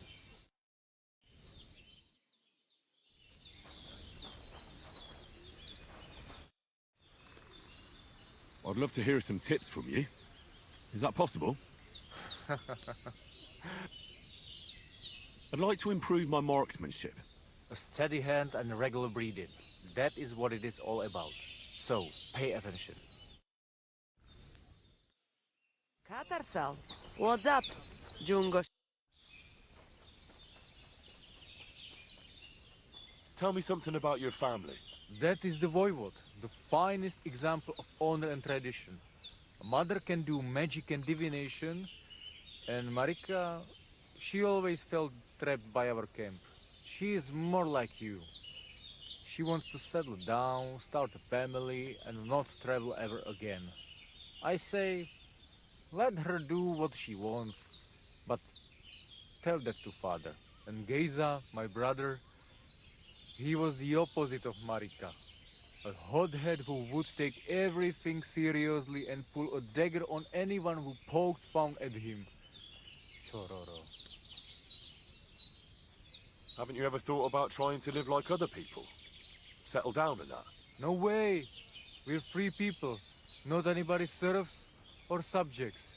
If we're not treated well somewhere, we simply go somewhere else. What can you tell me about your camp? It is my home, wherever it happens to be. Although, I rather spend my time in the woods than sitting by the campfire. Marika needs the Voivode's amulet, but he's having none of it. No wonder. He can be stubborn, Sarovenk. But what if you make a wager? When there is a bet, he takes big risks.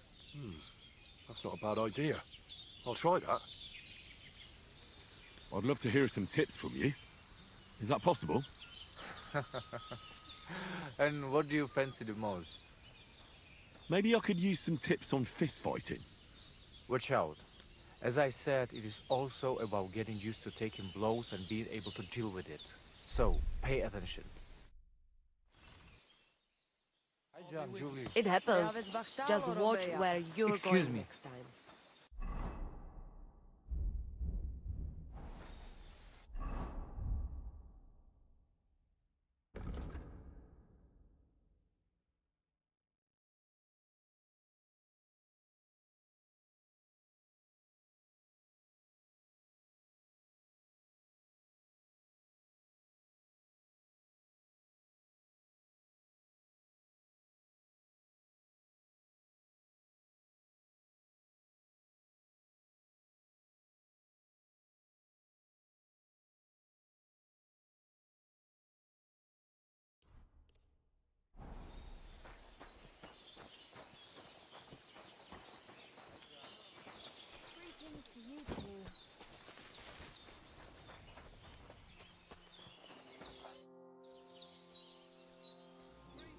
Voivode, what if we made a wager for the amulet?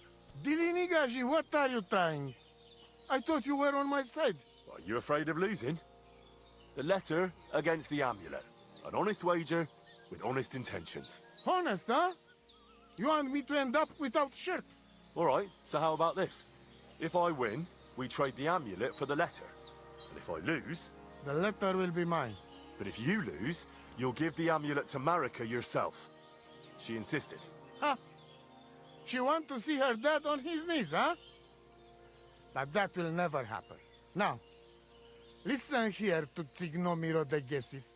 All right then. Just so you know I'm not afraid. And no prekerantos can without voivode. Let us wager. But first you must show me the letter. And I will decide what the wager will be. So there is no trickery. It will be you against my best man. As you can see, I'm not young anymore and I would have disadvantage. Take it or leave it.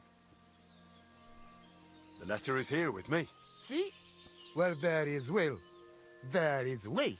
But you can still back out and just give me the letter. And I will reward you. Otherwise, when you lose, you will judge Rushes. I'm not scared. Let's make the wager. Fine then. I choose Tibor as my champion. He will trample you into ground. You will compete in horse riding and fist fighting. The nomad way. Well then, may the best man win. Ha! That is exactly what I want. Now stop bragging. What if it's a tie after 2 rounds? Then there will be a third contest between you and me. But I will tell you about it only if it comes to that. So that you cannot start thinking now how to outfox me. I warn you. You should have give me letter, and you would have reward. Now, you will live with niche but shame. Let us not delay. As I say, first you and Tibor will compete in horse riding. Do you have your own horse? I do. Don't worry. Good. You cannot race at night, Gajo. That would end badly. Come back in daytime. God be with you, my friend. Sartukejal.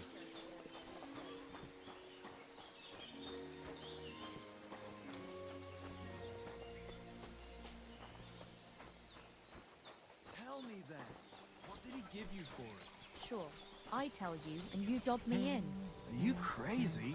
Why would I dob you in? Look, just drop it, will you? Gossiping about it won't do anyone any good. You think I'll blurt it out to the first person I meet? No, I just want to be sure nobody finds out. You never know. Greetings. What do you want? What happened at Semin? Why did you quarrel with the villagers? The devil alone can make sense of it.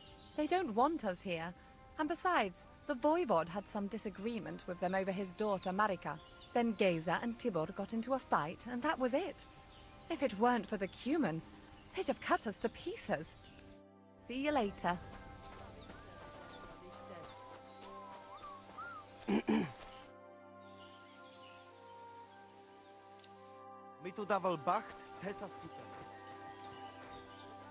Greetings.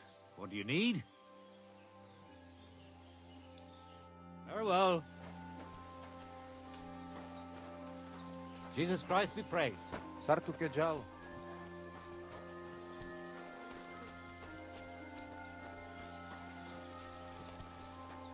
Hi, John. Bibi. Da mistes, da mistes.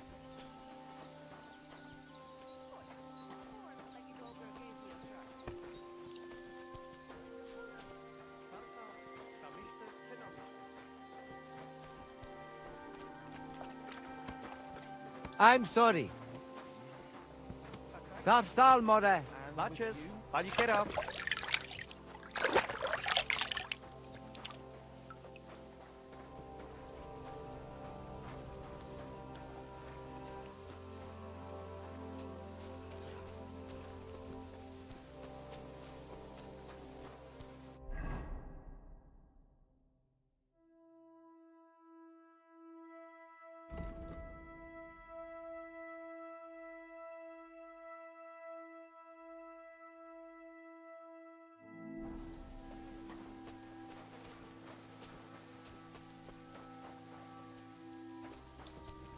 Hail. You silly doggy.